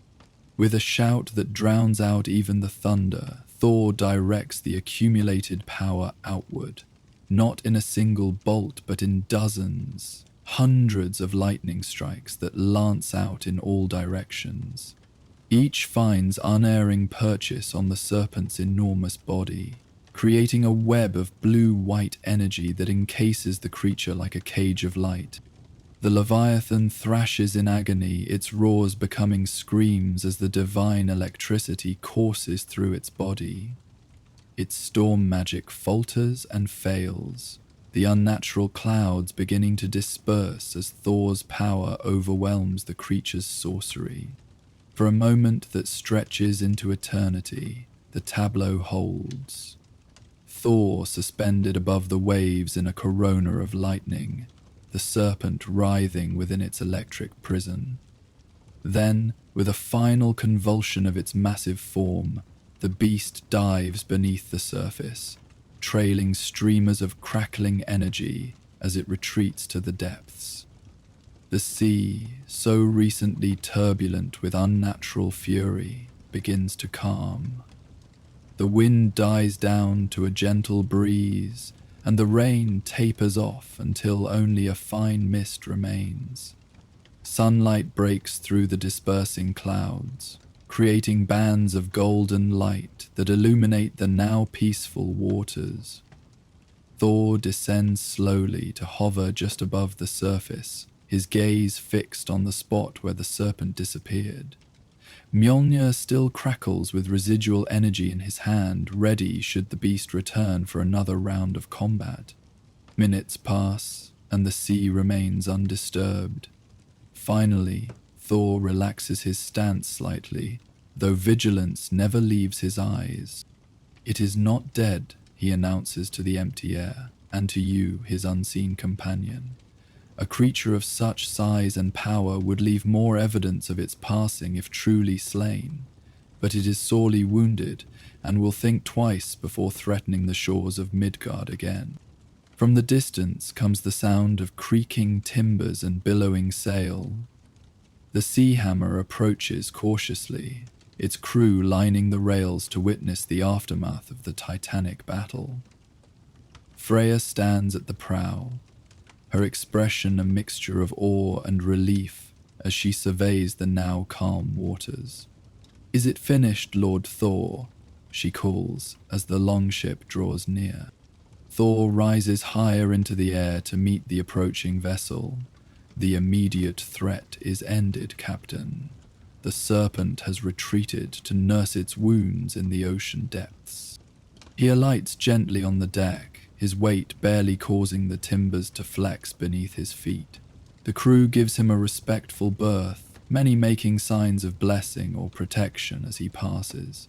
Even for people accustomed to tales of gods and monsters, witnessing the thunder god in his full battle glory is an experience beyond ordinary comprehension. "Your ship and crew performed admirably," Thor tells Freya as she approaches. "Songs will be sung of the sea hammer and its brave captain who faced the storm serpent alongside Thor Odinson." Freya bows her head slightly, accepting the praise with quiet dignity. "It is we who owe you songs, Thunderer. Our village would surely have been destroyed had the beast continued its attacks." She glances at the now peaceful horizon. "Will it return, do you think?" Thor considers her question carefully before answering. "Not soon, perhaps never to these particular shores. The creature has learned that some prey fights back with unexpected strength." He rests a hand on Mjolnir's haft, the hammer now quiet at his side. "Still, it would be wise for your people to maintain vigilance. The oceans are vast, and many ancient things dwell in their depths." The journey back to the village passes swiftly, the sea hammer making good time with fair winds filling its sail. As the familiar coastline comes into view, you notice figures gathered along the shore. The entire population of the fishing village, it seems, awaiting news of the expedition. A cheer goes up as the longship enters the sheltered waters of the bay. The sound carries across the water a pure expression of joy and relief that brings a small smile even to Thor's weathered face. "Dibe will want to celebrate," Freya observes, a note of amusement in her voice. "It is our way after deliverance from threat. There will be feasting and tales told around the fire long into the night." Thor nods in acknowledgement but does not immediately reply. His gaze is turned skyward, where a familiar pattern of clouds is beginning to form. Not the unnatural storm of the serpent, but the distinctive gathering that precedes the Bifrost's activation. "The realms do not rest while I feast," he says finally, turning back to Freya. Another call comes from Heimdall. I must answer. Disappointment flickers across the captain's features, but she nods in understanding. "Then we shall feast in your honor, Thunderer, and tell the tale of your victory for generations to come." As the sea hammer docks at the village pier, the gathered crowd presses close, eager for news. Elder Einar pushes his way to the front, his weathered face alight with hope as he sees the returning ship undamaged and its crew intact. The beast is vanquished. He calls up to the deck where Thor stands prominent against the sky. "It is driven back to the deep," Thor replies, his voice carrying easily over the excited murmurs of the villagers. "Your shores are safe once more, Elder. The serpent has learned to respect the boundaries of gods and men." A collective sigh of relief passes through the crowd, followed by renewed cheering and calls for celebration. Children dance excitedly at the periphery, while adults clap each other on the shoulder or embrace in shared joy. Thor steps onto the pier, the wooden planks creaking beneath his weight. The crowd parts respectfully before him, though their expressions remain jubilant. He approaches Elder Einar and clasps the old man's forearm once more in greeting. "Your people showed courage in the face of a threat beyond mortal reckoning," Thor tells him. "Asgard honors such bravery." Einar bows his head in acknowledgement of the praise. "We are simple fisherfolk, Lord Thor. We face the sea's dangers daily, though rarely one so vast as this serpent." He gestures toward the village center, where preparations for a celebration are already visible. "Will you join us for the feast? The finest mead and freshest catch await to honor your victory." Thor's eyes drift skyward once more, where the distinctive cloud pattern has grown more pronounced. Swirls of energy are beginning to form, visible only to those who know what to look for, the precursor to the Bifrost's rainbow light. "I am called elsewhere," Thor says, genuine regret coloring his tone. The duties of a guardian are seldom complete. Understanding passes across Einar's weathered features. "Of course, the protector of all 9 realms cannot linger long in one place." He straightens his aged back, standing as tall as his mortal frame allows. "Know that you will always be welcome in Fjordheim, Thunderer. Our doors are open and our hearths warm should you pass this way again." Thor places a massive hand on the elder's shoulder, the gesture surprisingly gentle from one capable of such devastating power. "Your hospitality honors me, Elder Einar. I shall remember the courage of Fjordheim when tales are told in Asgard's halls." The cloud formation overhead intensifies, a subtle rumble of thunder now audible despite the clear skies surrounding it. Thor steps back, moving to a clear area of the shore where no buildings or people will be affected by what comes next. "Farewell, brave folk of Midgard," he calls, raising Mjolnir in salute. "May your nets be full and your waters calm until we meet again." The villagers return the gesture with raised hands and calls of gratitude. Even from a distance, you can see tears of relief and joy on many faces. Children wave excitedly, already reenacting their versions of the battle they did not witness, but will hear recounted many times in the coming days. Thor turns his face upward, Mjolnir held high. "Heimdall," he calls, his voice carrying the authority of one who commands the very elements. "Open the Bifrost." The swirling clouds part, and a column of rainbow light slams down onto the shore. Earth and air seem to vibrate with the energy of it, the brilliant colors refracting off the nearby water's surface in dazzling patterns. The villagers shield their eyes from the intensity. many dropping to their knees in awe of this divine manifestation. Thor steps into the light without hesitation. For a heartbeat, his mighty form is illuminated in the prismatic glow, his red cape and silver armor transformed into a kaleidoscope of colors. Then he is gone, drawn upward into the cosmos by the power of the Rainbow Bridge. You find yourself pulled along in his wake, your consciousness once again stretched across the branches of Yggdrasil. The sensation is disorienting, yet oddly familiar now, a momentary suspension between states of being as you transition from one realm to another. Reality coalesces around you once more. The familiar golden gleam of Asgard replaces the humble wooden structures of the fishing village. You stand upon the Bifrost itself, that impossible bridge of rainbow light that spans the void between worlds. Thor stands nearby, nodding in greeting to Heimdall, the ever-vigilant guardian of the realm eternal. The serpent is subdued, Thor reports without preamble, his tone businesslike. The village of Fjordheim will have peace for a time. Heimdall's golden eyes, those all-seeing orbs that perceive across time and space, regard Thor steadily. Well done, Thunderer. The beast was ancient and cunning, its storm magic strong enough to cloud even my sight at times. Thor rolls his shoulder slightly, the only indication that the battle might have taxed even his godly stamina. Its magic was formidable, yes, but ultimately no match for Mjolnir's lightning. A thoughtful expression crosses his face. Still, I wonder what stirred such a creature from the deep. It has likely dwelled in Midgard's oceans for centuries without revealing itself until now. Heimdall's expression reveals nothing, his golden gaze now turned outward to the cosmos spread before his watchpost. Many ancient things stir in recent times. The 9 realms grow restless as cycles of prophecy turn.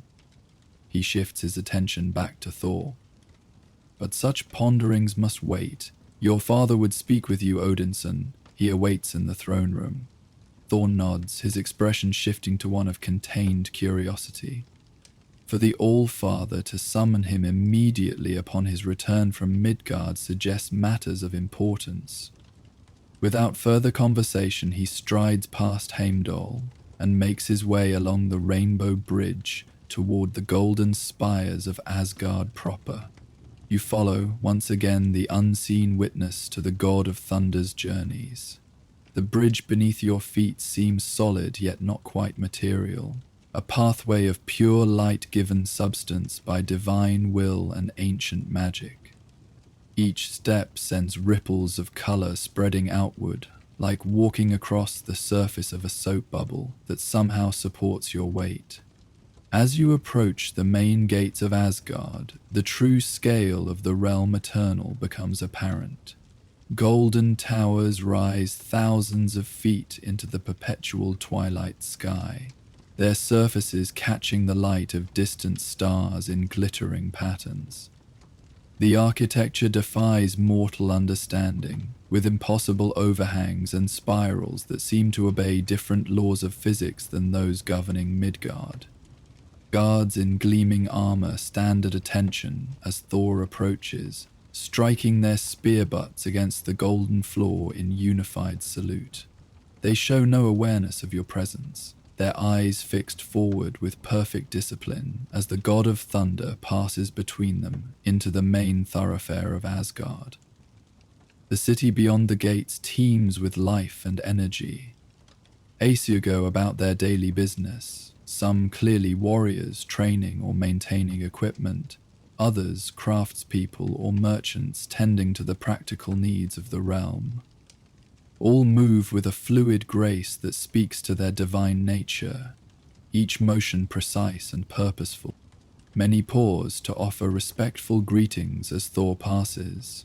Some clasp fists to chests in formal salute, while others call out more familiar welcomes.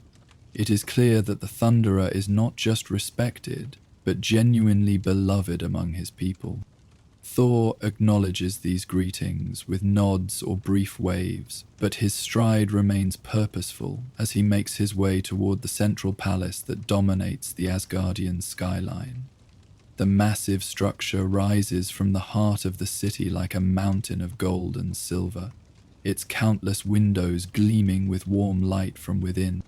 The great doors of the palace stand open in welcome, tall enough that giants could pass through without ducking.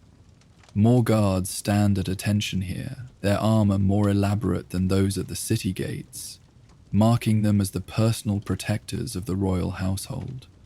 Inside, the palace opens into a vast entrance hall, its ceiling so high that clouds might form beneath it.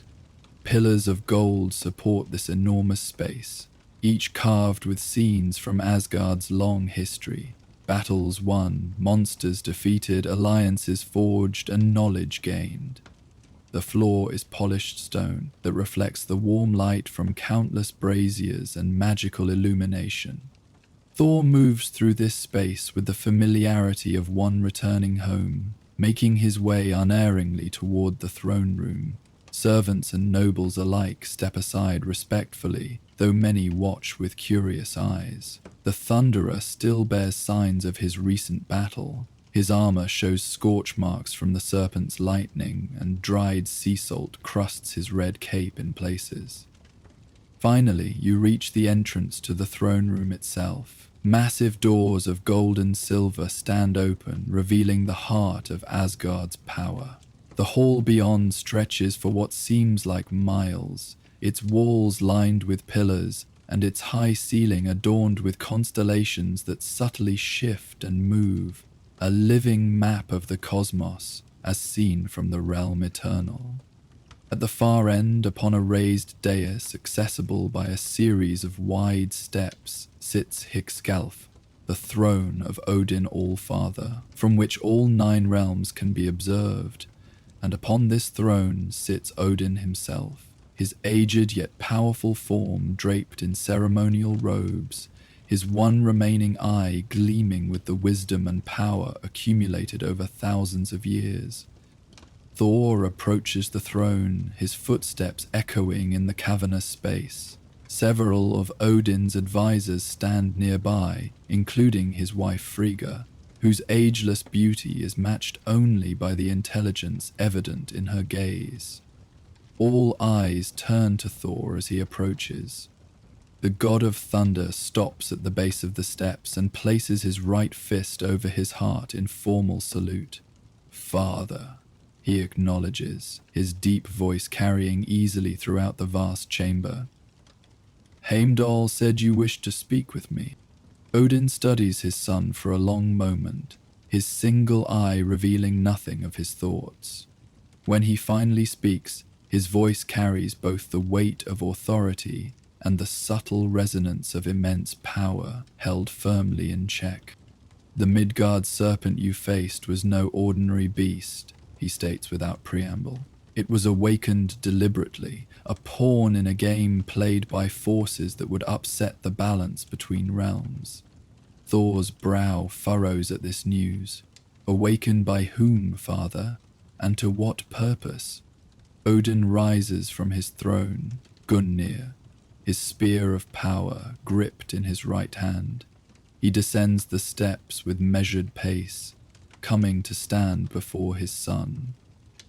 Despite Thor's impressive stature, Odin's presence somehow fills more space, an intangible aura of authority and ancient power surrounding him. "That remains unclear, even to my sight," the Allfather admits, a rare acknowledgement of limitation that causes murmurs among the advisors present. But it is not an isolated incident. Heimdall reports similar stirrings across all 9 realms. Ancient powers rousing from long slumber, barriers between worlds growing thin in places where they should stand firm. Thor's hand tightens on Mjolnir's shaft, a warrior's instinctive response to potential threat. "You believe these events are connected, that someone works deliberately to disturb the peace between realms." I do, Odin's voice is grave, and I fear it is but the opening move in a far larger design. He places a hand on Thor's shoulder, the gesture both paternal and that of a king to his foremost champion. You did well to subdue the serpent without destroying it. To have slain such an ancient being might have created ripples of consequence beyond even my ability to foresee.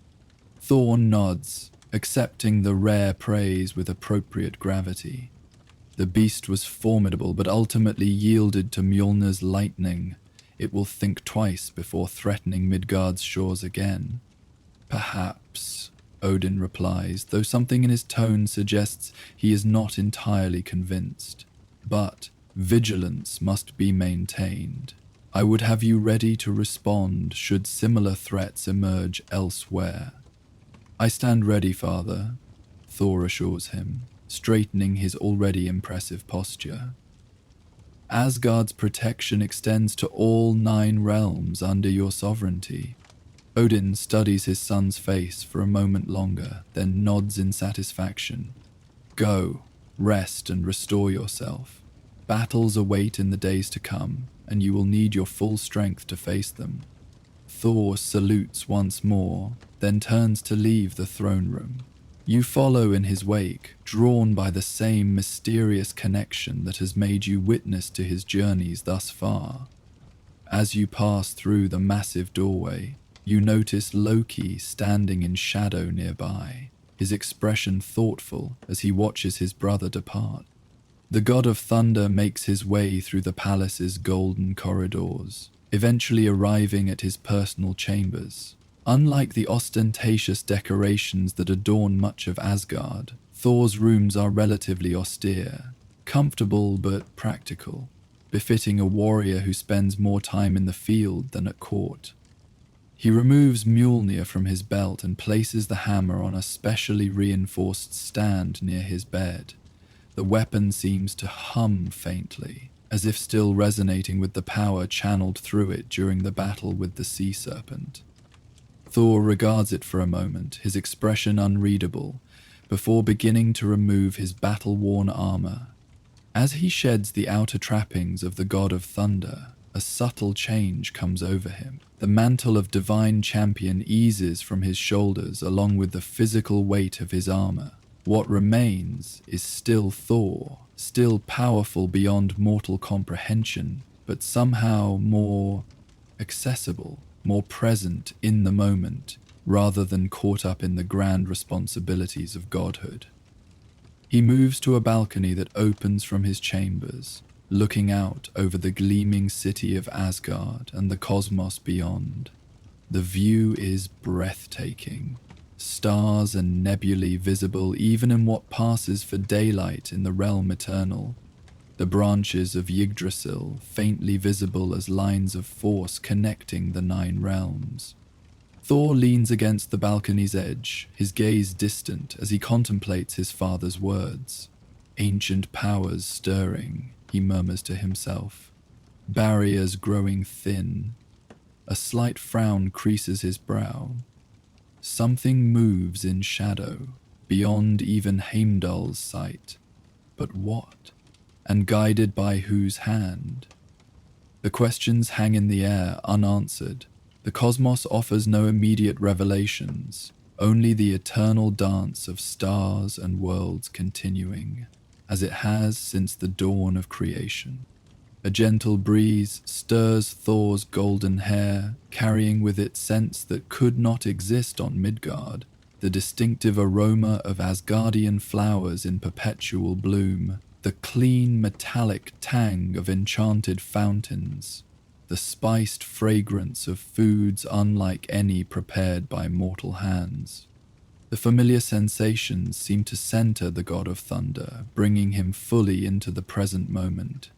His shoulders relax slightly, the furrow in his brow easing as he allows himself to simply be, if only for a short while.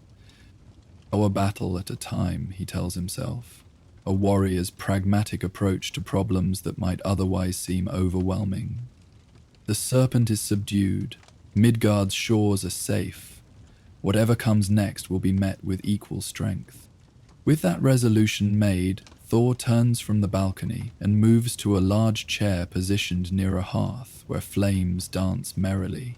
He sinks into it, his frame filling the substantial piece of furniture designed to accommodate his godly proportions. A goblet of mead sits on a small table nearby, placed there by unseen servants who know their prince's habits well.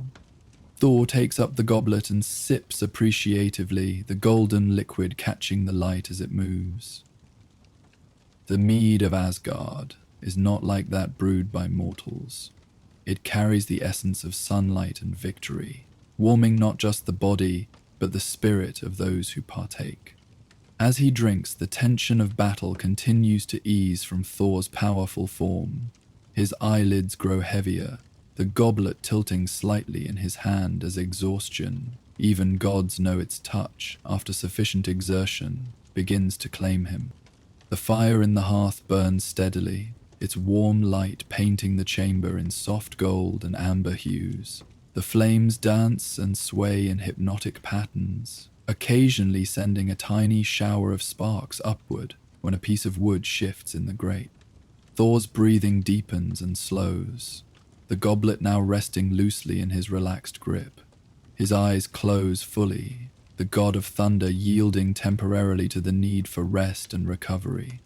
Even in sleep, he maintains an aura of power and dignity, a warrior at ease, but never truly defenseless. The chamber grows quieter, the only sounds being the gentle crackle of the fire and Thor's deep, rhythmic breathing. Time seems to slow within this peaceful bubble, the urgent concerns of gods and realms temporarily held at bay by the simple necessity of rest. You watch as the mighty Thor slumbers, his dreams perhaps filled with sea serpents and storm magic, or perhaps with simpler pleasures, feasts in Asgard's halls, hunts across foreign landscapes, the camaraderie of fellow warriors. Even gods must dream, and surely their dreams are as vast and complex as their waking lives. As you observe this unexpectedly vulnerable moment, a sense of peace begins to settle over you as well.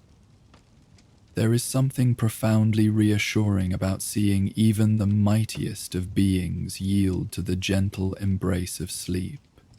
A reminder that cycles of action and rest, of struggle and recovery, are fundamental to all forms of existence, be they mortal or divine. The fire burns lower, its light growing softer as the larger pieces of wood are gradually consumed, leaving glowing embers that pulse with inner heat. These embers cast the chamber in a gentler light, more conducive to deep, healing sleep. Their ruddy glow highlights the golden tones in Thor's hair and beard, making him appear almost to be wrought from precious metal himself, a living statue of Asgardian might, at rest.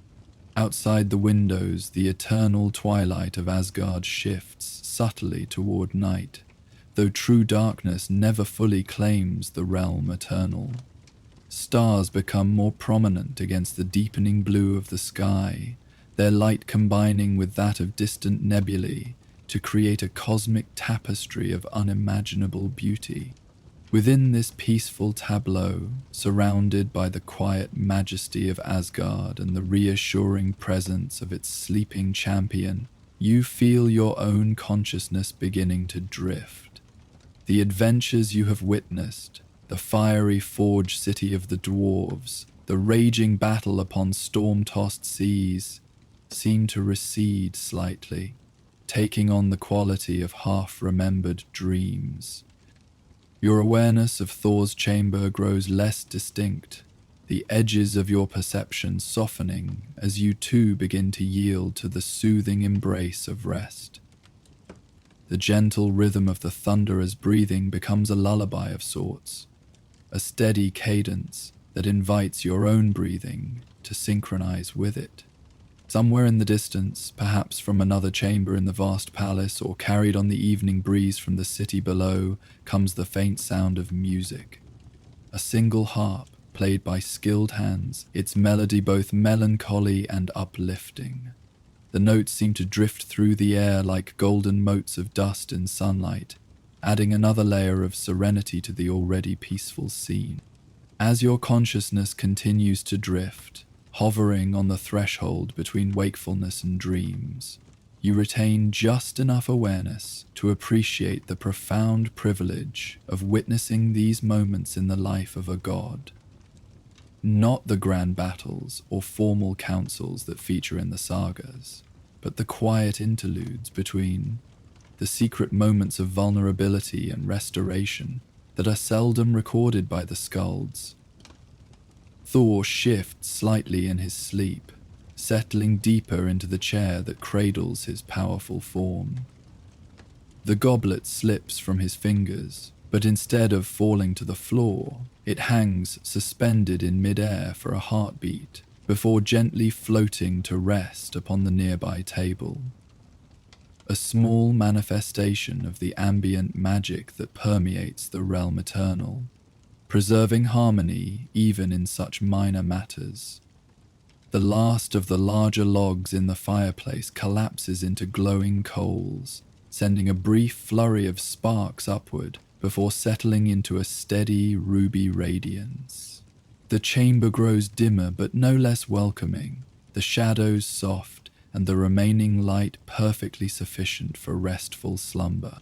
Time loses meaning in this tranquil space, moments stretching and blending into one another like colors in a sunset.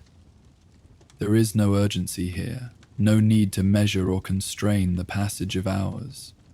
Only the gentle rhythm of breath, the subtle pulse of cosmic forces throughout the realm, and the quiet certainty that all is, for this precious interval, at peace. Your own thoughts grow more diffuse, less structured, as you hover in this state of near slumber. Images from Thor's adventures drift through your mind, but transformed now. The fierce heat of the dwarven forge becomes a comforting warmth. The violent churning of the storm-tossed sea mellows into a gentle rocking motion. The brilliant flash of lightning softens into a soothing glow. These transmuted memories create a tapestry of sensation that carries you even closer to the threshold of sleep, each breath drawing you further from the waking world and deeper into that mysterious realm where consciousness yields to dream. The last thing you register before surrendering completely to this gentle descent is the sound of Thor's breathing. Strong, steady, the respiration of a being whose very existence is woven into the fabric of creation. It reassures you on a level beyond conscious thought, an anchor that both grounds and liberates as you finally allow your awareness to dissolve into the welcoming embrace of rest. And so you sleep, cradled in the peaceful aftermath of cosmic adventures, your dreams perhaps touching those of the god of thunder himself, as you both drift through realms unseen, gathering strength for whatever challenges await upon awakening. The golden light of Asgard's perpetual twilight filters through the high windows of Thor's chamber, casting long shadows across the floor as a new day begins. The god of thunder stirs from his well-earned rest, rising from the chair where exhaustion had claimed him after his battle with the sea serpent. He stretches his massive frame, rolling shoulders that could bear the weight of mountains, and reaches for Mjolnir with practiced ease. The hammer responds to his touch, a subtle vibration of recognition passing between weapon and wielder. Thor's fingers close around the leather-wrapped handle, and he feels the connection that binds them. A bond forged in the heart of a dying star and strengthened through countless battles across the 9 realms. A knock at his chamber door interrupts his morning ritual. "Enter," Thor calls, his voice still carrying the resonant depth of distant thunder, even in such a simple command. The door swings open to reveal Lady Sif, one of Asgard's most formidable warriors, and Thor's longtime companion in battle. Her dark hair is pulled back in a practical warrior's braid, and she wears light armor that suggests immediate action rather than palace formalities. Your father summons you to the throne room, she announces without preamble. Heimdall has observed troubling developments in Jotunheim. Thor nods, immediately alert. What manner of trouble? Sif's expression is grim. Unusual weather patterns, storms of unnatural strength and duration, spreading beyond the borders of the frost giant's realm. Already the outer farms of Vanaheim report crops failing under sudden frost, and even Midgard feels the chill in regions that should be enjoying summer warmth.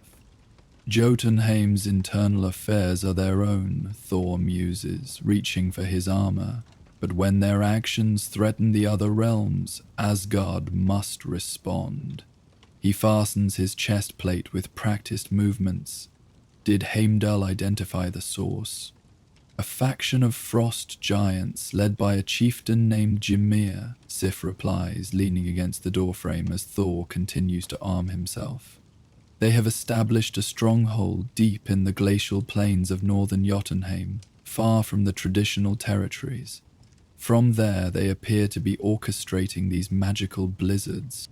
Thor secures his crimson cape at his shoulders, its weight familiar and reassuring. Then, to Jotunheim we go. Will you join me, Lady Sif? Your blade has tasted frost giant blood before. A fierce smile crosses Sif's face, her hand moving instinctively to the hilt of her sword. With pleasure.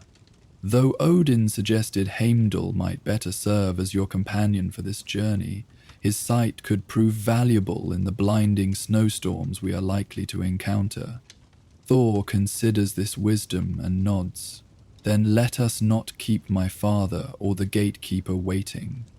Together they stride through the golden halls of Asgard's palace, their footsteps echoing in perfect rhythm. Palace guards and servants bow respectfully as they pass, but neither Thor nor Sif slows their purposeful pace. The business of realm protection waits for no formalities.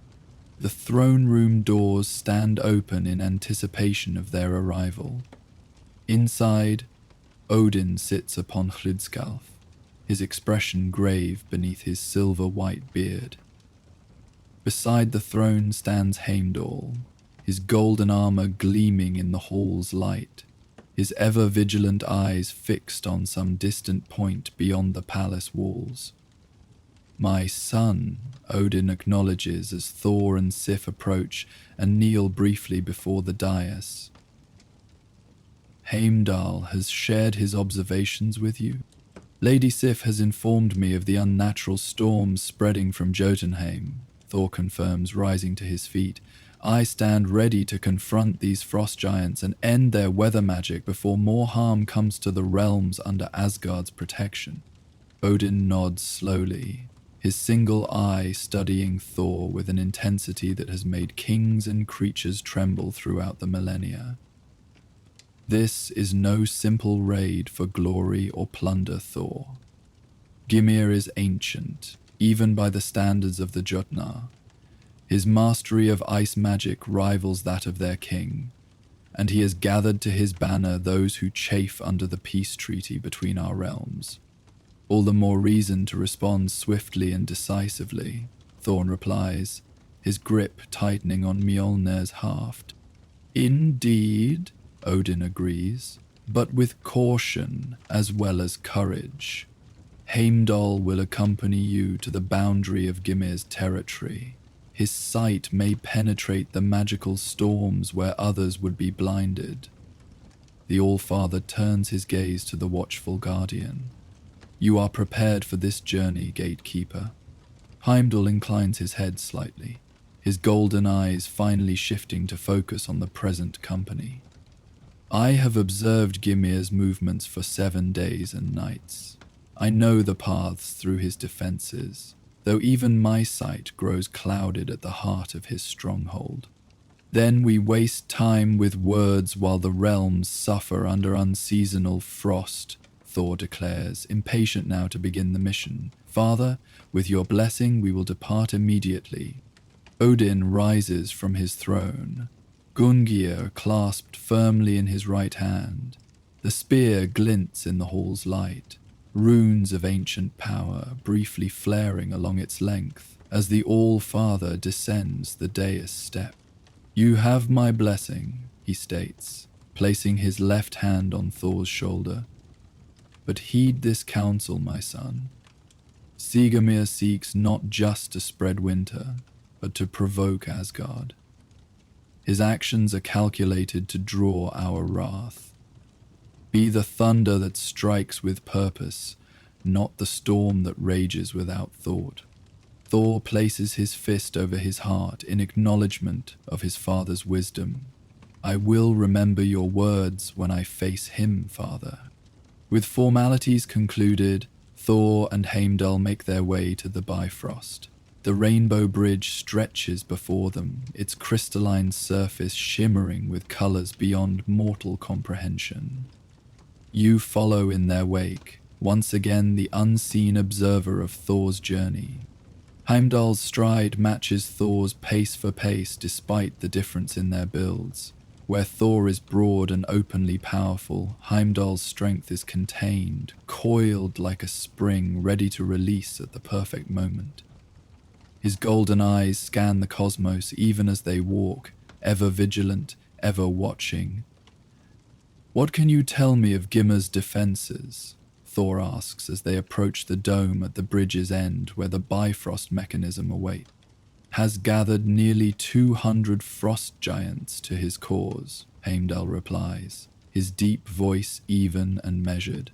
They have constructed a fortress of living ice atop the highest glacier in northern Jotunheim.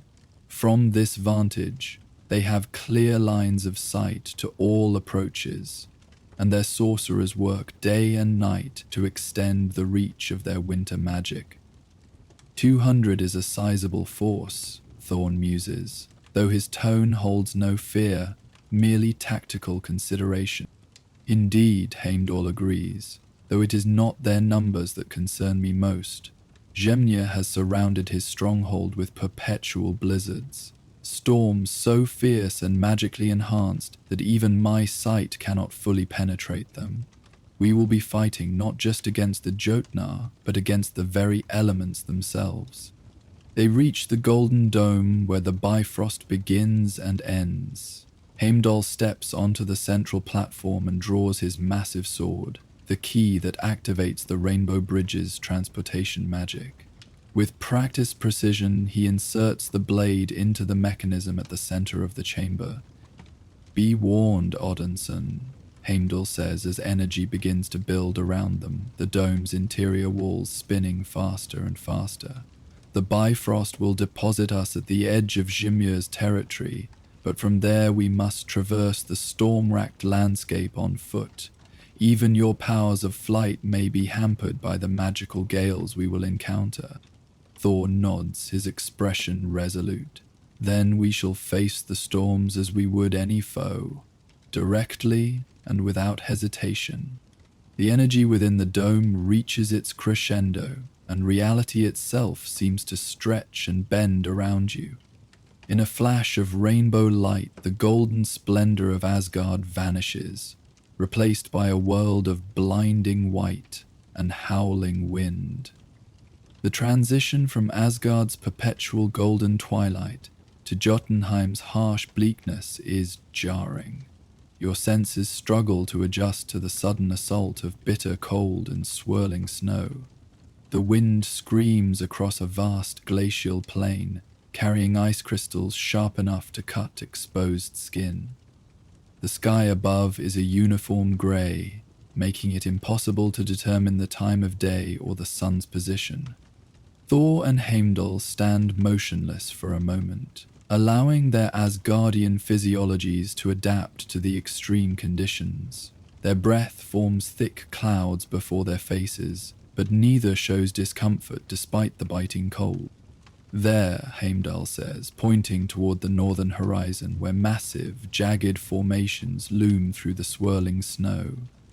Those ice spires mark the beginning of Gymir's territory.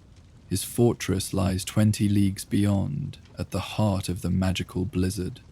Thor squints against the driving snow, his red cape snapping violently in the gale. I see nothing but whiteness and shadows, friend Heimdall. Your eyes are keener than mine in this blindness. Follow close, the gatekeeper advises, drawing his sword. I will lead us through the outer defenses, though eventually even my sight may fail in the storm's heart. They begin their journey across the desolate ice fields, each step requiring effort against the howling wind that seems determined to push them back. The ground beneath their feet is treacherous, solid ice in some places, deceptively thin crusts over deep crevasses in others. Heimdall moves with surprising grace for one of his stature, his golden eyes penetrating the swirling whiteness to find secure footing. Thor follows in the gatekeeper's exact steps, Mjolnir held ready at his side. The hammer pulses occasionally with suppressed energy, responding to its wielder's tension and readiness for battle. As they approach the first of the massive ice spires, the wind's howl takes on a different quality, almost vocal, as if the blizzard itself were a living entity aware of their presence. The snow begins to swirl in unnatural patterns, sometimes flowing against the prevailing wind or momentarily forming shapes that resemble faces contorted in rage. Gymir's sorcery at work, Heimdall comments, his voice barely audible above the storm. The blizzard is both sentinel and weapon. It watches us even as it tries to freeze the warmth from our bodies. No sooner has he spoken than the storm intensifies, snow now driving horizontally with the force of arrow volleys. The temperature drops precipitously, causing the very air to crystallize with each breath. Ice begins to form on their armor, despite the enchantments woven into Asgardian metal to prevent such encumbrances.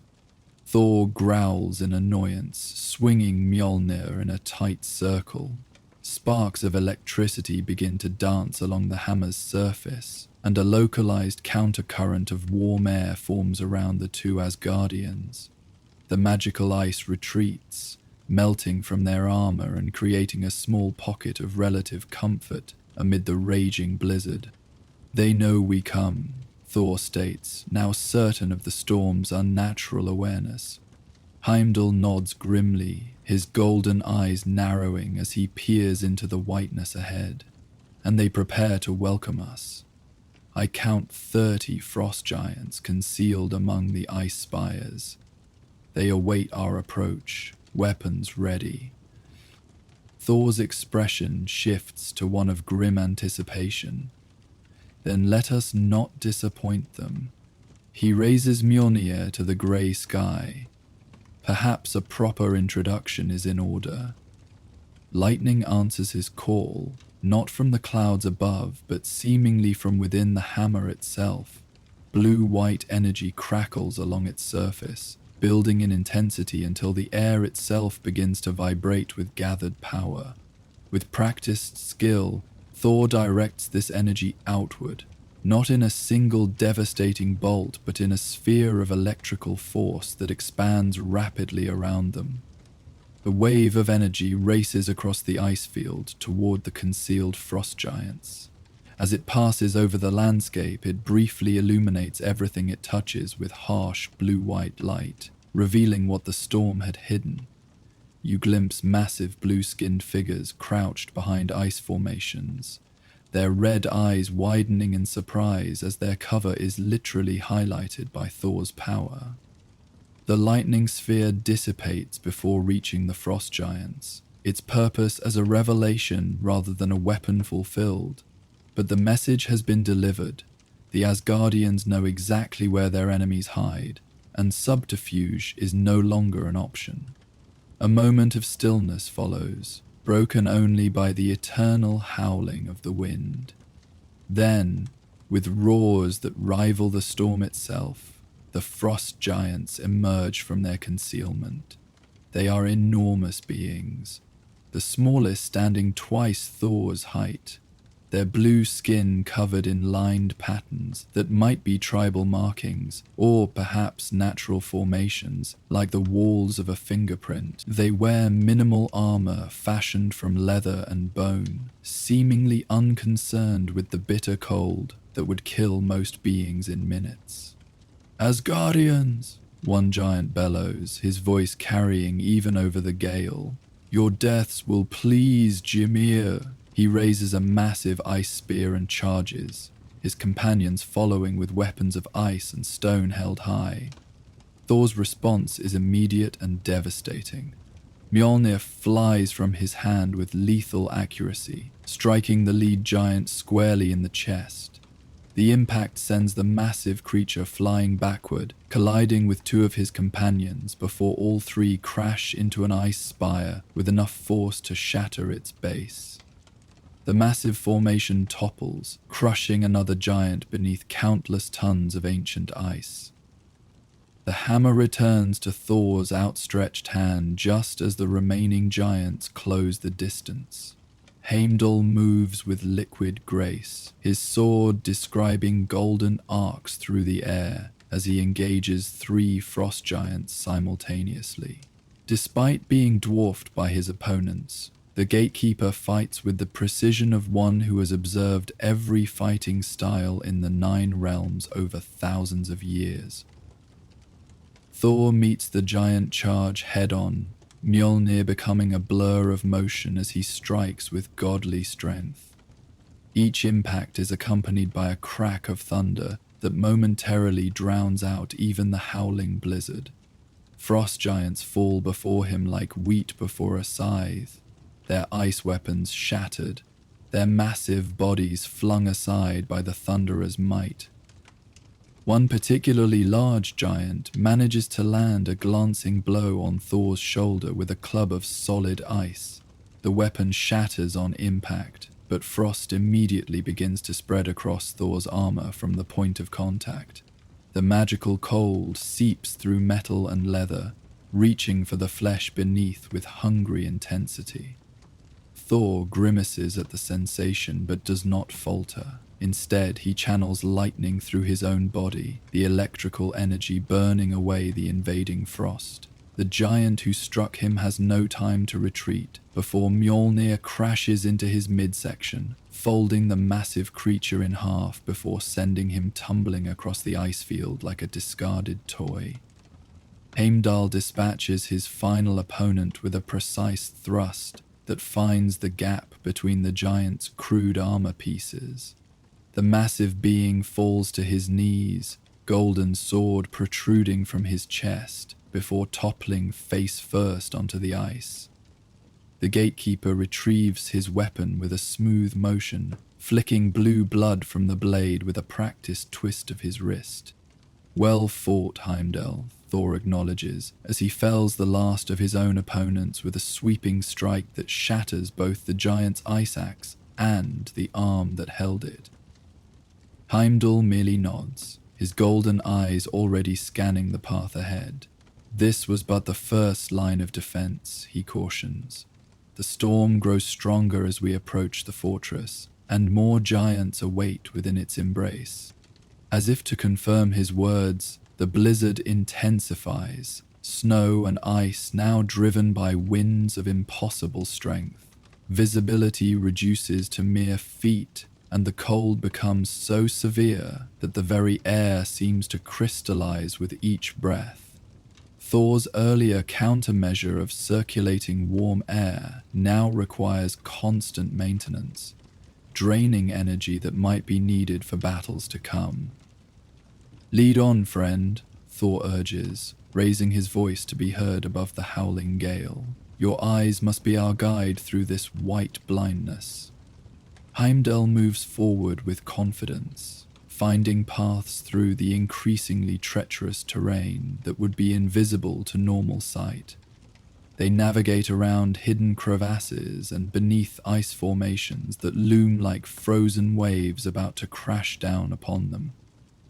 The journey becomes a rhythm of careful steps and watchful pauses as Heimdall reads the landscape ahead.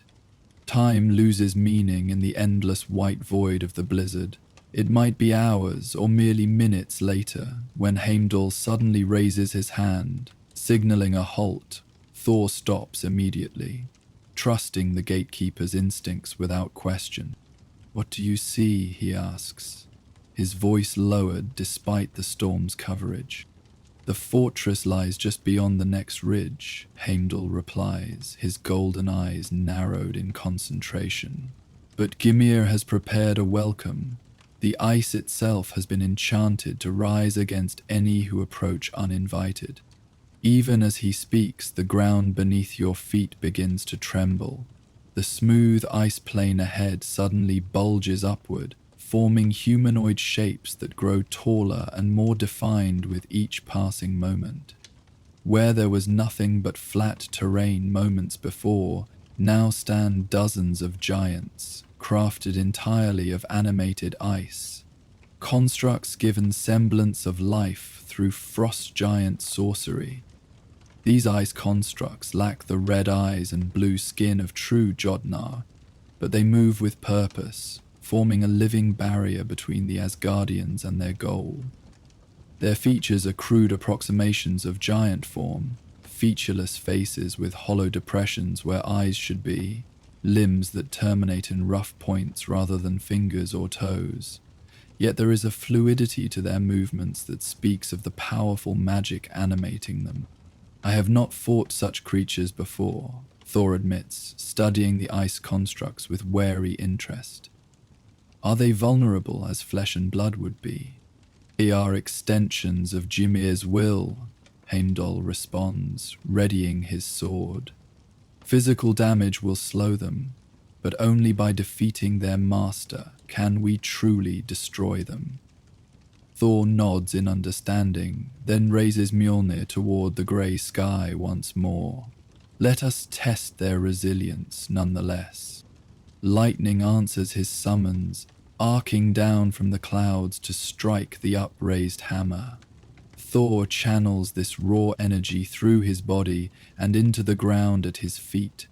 The electrical charge races across the ice field like cracks spreading through glass, reaching the first row of constructs and surging upward through their frozen forms. Several of the ice giants shatter instantly, their magically held forms unable to withstand the sudden energy transfer. Others merely crack, fissures spreading across their surfaces but failing to destroy them completely. These damaged constructs continue their advance, seemingly untroubled by their partial destruction. "They are resilient," Thor observes, a hint of begrudging respect in his tone, "but nothing born of ice can stand long against the power of the storm." He rushes forward to meet the advancing constructs, Mjolnir leading the way. The hammer crashes through the first ice giant it contacts, shattering the creature into thousands of crystalline fragments. Thor pivots seamlessly to engage the next opponent, his movements a perfect blend of raw power and practiced skill. Heimdall joins the fray, his sword cleaving through the animated ice with precision. Where Thor's approach is direct and overwhelming, the gatekeeper fights with economy of motion, each strike calculated to sever the magical connections that give the constructs their semblance of life. For all their magical nature, the ice giants prove vulnerable to physical destruction. Thor and Heimdall carve a path through their ranks, leaving shattered remnants of the constructs in their wake.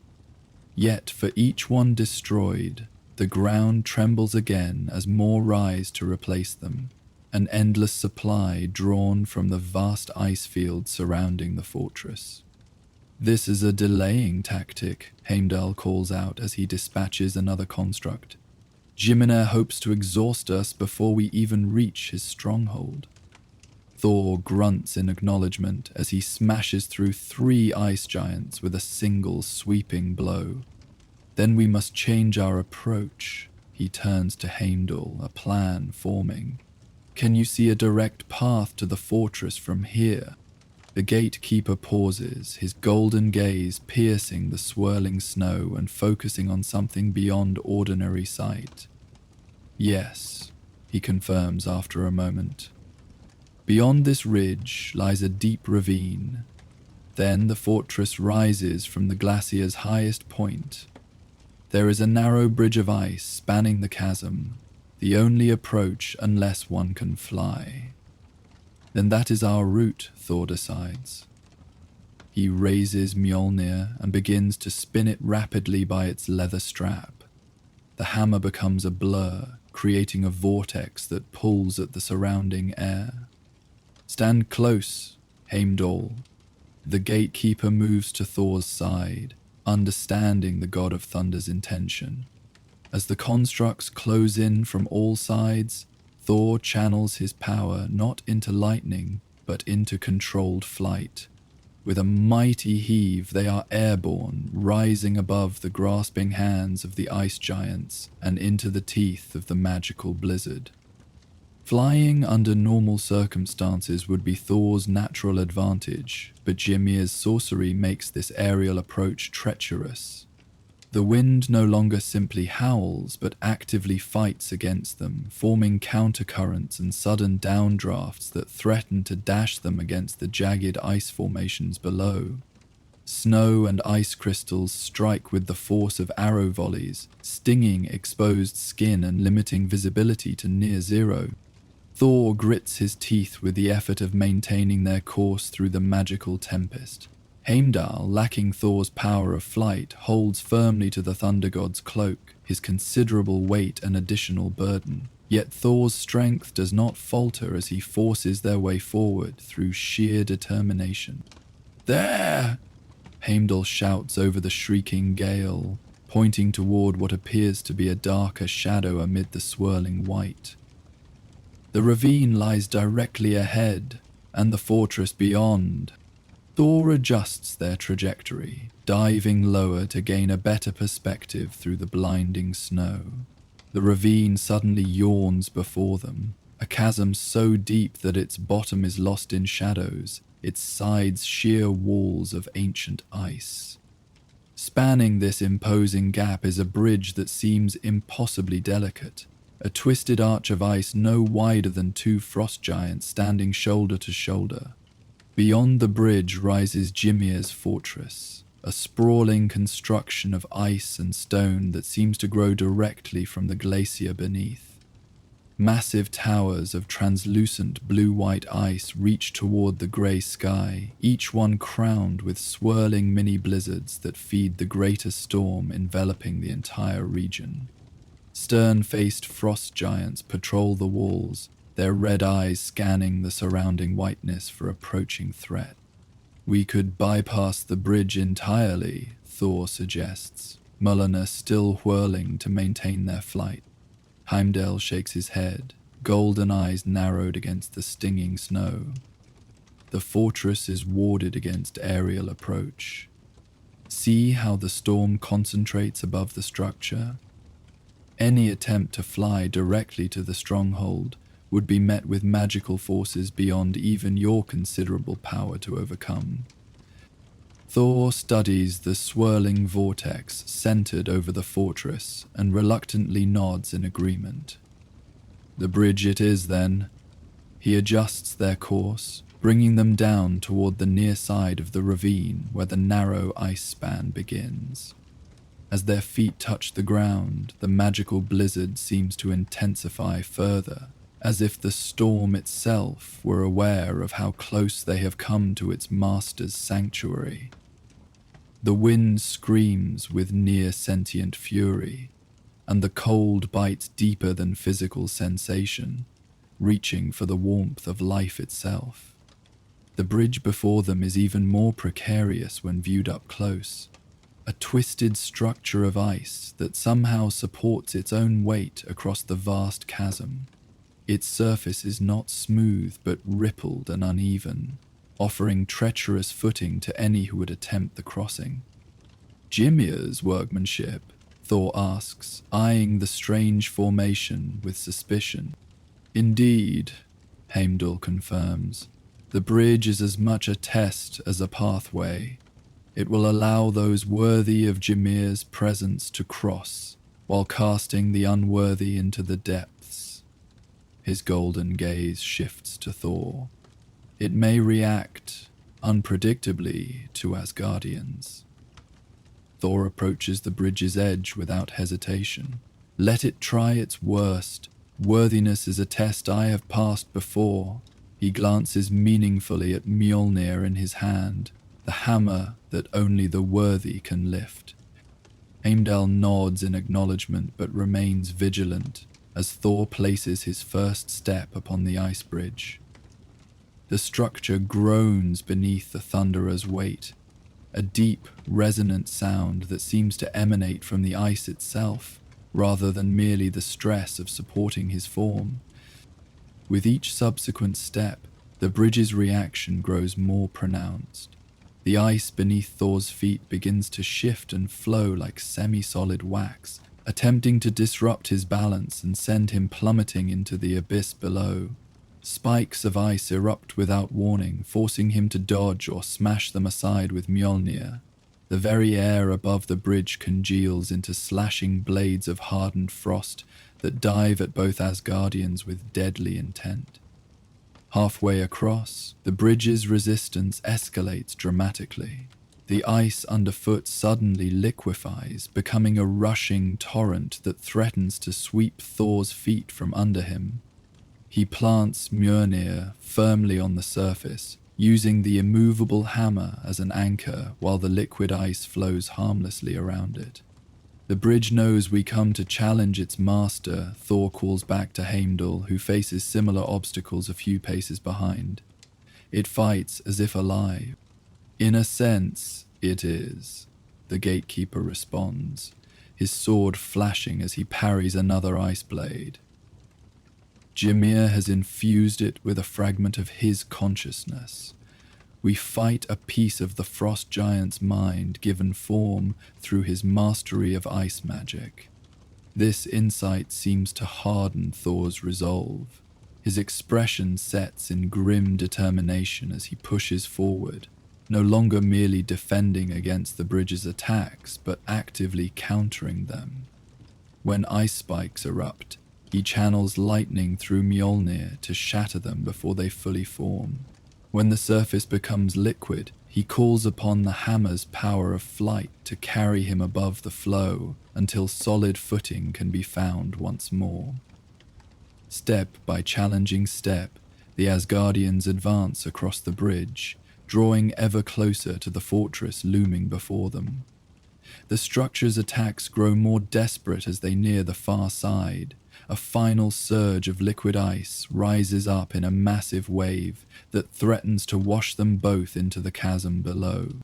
Thor raises Mjolnir high, calling down lightning with such intensity that the bolt momentarily outshines the grey daylight filtering through the storm clouds. The electrical discharge strikes the wave at its highest point, flash freezing it into a towering sculpture of ice that forms an inadvertent archway leading directly to the bridge's end. Impressive, Heimdall comments as they pass beneath this unintended monument to Thor's power. Thor merely grunts in response, his focus already shifting to the fortress ahead and the frost giants now visible along its walls, alerted by the lightning display to the Asgardians' imminent arrival. The end of the bridge connects to a narrow ledge carved into the glacier's face, which in turn leads to the fortress's main gate, a towering portal of ice reinforced with ancient tree trunks harvested from who knows what distant forest. Frost giants line the walls above, their red eyes gleaming with malice as they prepare to repel the intruders who have survived the bridge's challenges. No sense in subtlety now, Thor remarks, spinning Mjolnir by its leather strap. The hammer becomes a blur, gathering momentum and power with each rotation.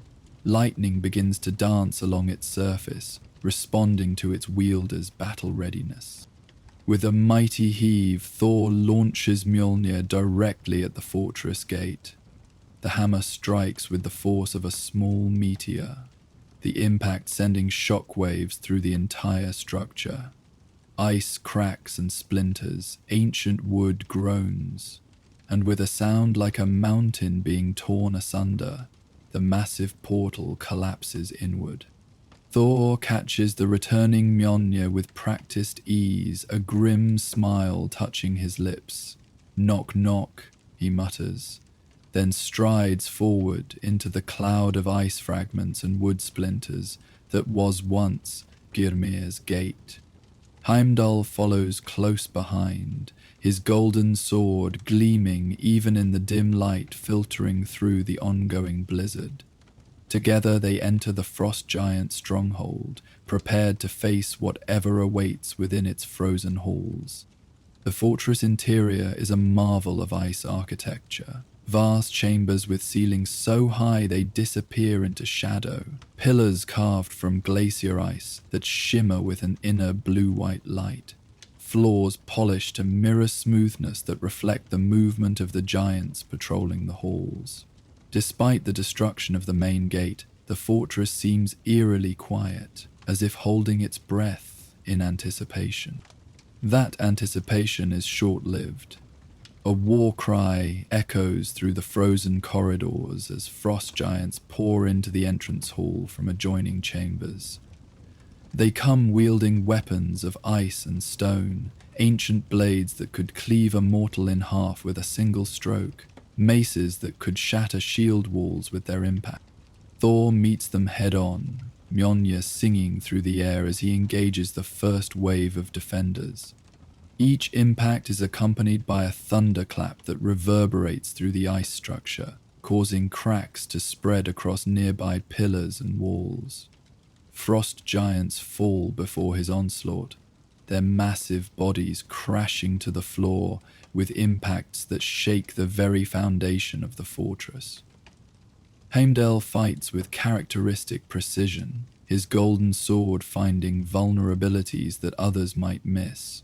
Where Thor's approach is direct and overwhelming, the gatekeeper employs economy of motion, each strike calculated to disable or kill with minimal effort. Back to back, the Asgardians form a whirlwind of destruction that the frost giants cannot contain, despite their superior numbers. As the battle rages, the very fortress seems to respond to the intruders. The ice floor beneath their feet suddenly ripples and flows, attempting to trap their boots in rapidly forming shells of solid ice. The air grows colder still, crystallizing with each breath until it feels like inhaling shards of glass. Icicles detach from the ceiling without warning, plummeting downward like nature's spears to impale the unwary. Gymir's sorcery grows stronger, Heimdall observes as he cleaves another frost giant from shoulder to hip. We draw near to his inner sanctum. Thor nods grimly, bringing Mjolnir down with enough force to shatter the ice floor beneath them, disrupting whatever spell had been animating it.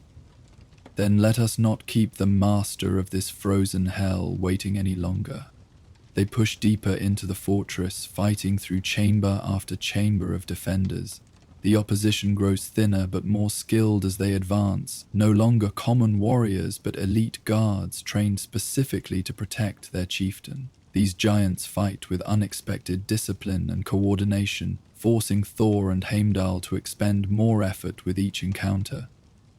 Finally, they reach a set of double doors carved from what appears to be a single massive block of ice. Unlike the utilitarian design of the rest of the fortress, these doors are works of art.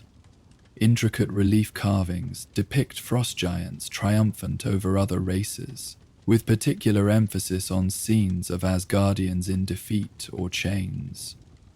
The message is unmistakable, a direct challenge to Thor and all he represents. Subtle, Thor remarks dryly, eyeing the provocative imagery. Heimdall's expression remains impassive as he studies the doors. Ymir awaits within. I sense his presence, though my sight grows clouded by his magic. He turns to Thor, his golden eyes serious. He is ancient and powerful Odin's son, Do not underestimate him because of the victories we have claimed thus far. Thor nods, acknowledging the wisdom in the gatekeeper's caution. Stand ready, friend Heimdall. Whatever awaits us, we face it together. With that, Thor raises Mjolnir and brings it down upon the center seam where the two doors meet. The impact sends spiderweb cracks racing across the ice, but to their surprise, the doors do not shatter. Instead, they swing inward smoothly, as if inviting the Asgardians to enter of their own accord. Beyond lies a vast circular chamber that must occupy the heart of the fortress. The ceiling soars to impossible heights, eventually opening directly to the sky above where the magical blizzard swirls in a perfect vortex. The walls are polished ice of such clarity that they act as perfect mirrors, reflecting the chamber's contents from every angle and creating the illusion of infinite space. At the chamber's center sits a massive throne carved from dark blue ice, upon which lounges the largest frost giant either Asgardian has ever encountered. Ymir, chieftain of this frozen realm, stands nearly 3 times Thor's height when he rises to greet his uninvited guests. His blue skin is covered in raised patterns more elaborate than those of his followers, and his red eyes glow with ancient malice and cunning intelligence. In one massive hand he holds an axe of ice so dark it appears almost black, its edge gleaming with deadly promise. The son of Odin graces my humble abode. Gymir's voice is deep as a glacier's groan and cold as the void between stars. To what do I owe this honor? The sarcasm in his tone is thick enough to cut with a knife. Thor steps forward, Mjolnir held ready at his side. Your humble abode sends winter where spring should reign, Ymir. Your magical storms extend beyond Jotunheim's borders, threatening crops in Vanaheim and bringing suffering to Midgard. Such actions cannot go unchallenged by Asgard. Gymir's laughter echoes throughout the chamber, a sound like ice sheets colliding. Ah, so the Golden Realm still fancies itself protector of the 9 worlds? How quaint. The frost giant chieftain takes a step forward, his massive form casting a long shadow across the polished floor. The age of Asgard's dominion wanes, Thunderer. The natural order reasserts itself. Winter returns to realms grown soft under your father's protection. There is nothing natural about the storms you've unleashed, Thor counters, standing his ground despite being dwarfed by the frost giant. They bear the taint of cider, magic wielded with malice to disrupt the balance between realms. Gymir's red eyes narrow slightly, the only indication that Thor's words have struck a nerve. You speak of balance? When Asgard has held its boot upon Jotunheim's throat since the war, when your father stole not only our power but our birthright, he gestures around the chamber with his free hand. This fortress, these storms, they are but the first step in restoring what was taken from us. Heimdall shifts his stance slightly, his golden sword catching the dim light. The treaty between realms was agreed upon by Laufey himself. If you have grievances with its terms, there are diplomatic channels through which to address them. The frost giant chieftain spits upon the ice floor, the saliva freezing instantly upon contact. Diplomacy is the shield of the weak. Jotunheim's strength lies in the eternal winter, in the ice that flows through our veins. He levels his massive axe toward the Asgardians. I will not debate with Odin's lapdogs. Your presence here offers a much more satisfying opportunity to send the broken bodies of Asgard's champion and watchman back to the Allfather as harbingers of what is to come. Thor's grip tightens on Mjolnir, lightning beginning to crackle along the hammer's surface in response to his rising anger. Your ambition freezes your reason, Ymir. One last chance. Withdraw your magical storms from the other realms, or face judgment from Mjolnir. The frost giant's response is as swift as it is violent. With surprising speed for one of his enormous size, Ymir lunges forward, his dark ice axe describing a lethal arc aimed at Thor's head. The god of thunder raises Mjolnir just in time, hammer meeting axe with a sound like a mountain splitting. The impact generates a shockwave that races outward, causing the mirrored walls to crack and shudder. Thor slides backward several feet from the force of the blow, his boots leaving grooves in the ice floor. Heimdall moves immediately to flank the giant, his golden sword seeking vulnerability in Gymir's defenses. But the frost giant chieftain reveals unexpected agility, pivoting to block Heimdall's strike with the haft of his massive axe, while simultaneously kicking out at Thor with a foot the size of a war shield. The kick connects, sending Thor flying across the chamber to crash into one of the mirrored walls. The impact shatters the ice, sending crystalline shards exploding outward. Thor falls to one knee, momentarily stunned by the ferocity of the attack. First blood to Jotunheim, Gimmer gloats, turning his full attention to Heimdall. The gatekeeper finds himself suddenly on the defensive as the frost giant presses his advantage, the dark ice axe becoming a blur of motion that forces even Heimdall's perfect sight to work at its limits to avoid fatal contact. Thor shakes off his momentary disorientation and observes the dangerous situation unfolding. Heimdall, for all his skill, cannot indefinitely withstand the raw power and reach advantage Gjörmir possesses. Decision made, Thor raises Mjolnir toward the vortex visible through the chamber's open ceiling. Lightning answers his call, a jagged bolt of blue-white energy that connects hammer to storm. But rather than directing this power at Ymir directly, Thor channels it into the chamber's floor. Electricity races across the polished ice surface, following the path of least resistance, directly toward the frost giant chieftain's feet. Ymir roars in pain and surprise as the lightning surges up through his legs, momentarily disrupting his attack on Heimdall. The gatekeeper seizes the opportunity, scoring a glancing blow across the giant's forearm that draws first blood. Deep blue against pale ice. The frost giant's response is immediate and terrifying, with a guttural word in the ancient Jotun tongue. Ymir slams his wounded arm against the chamber floor.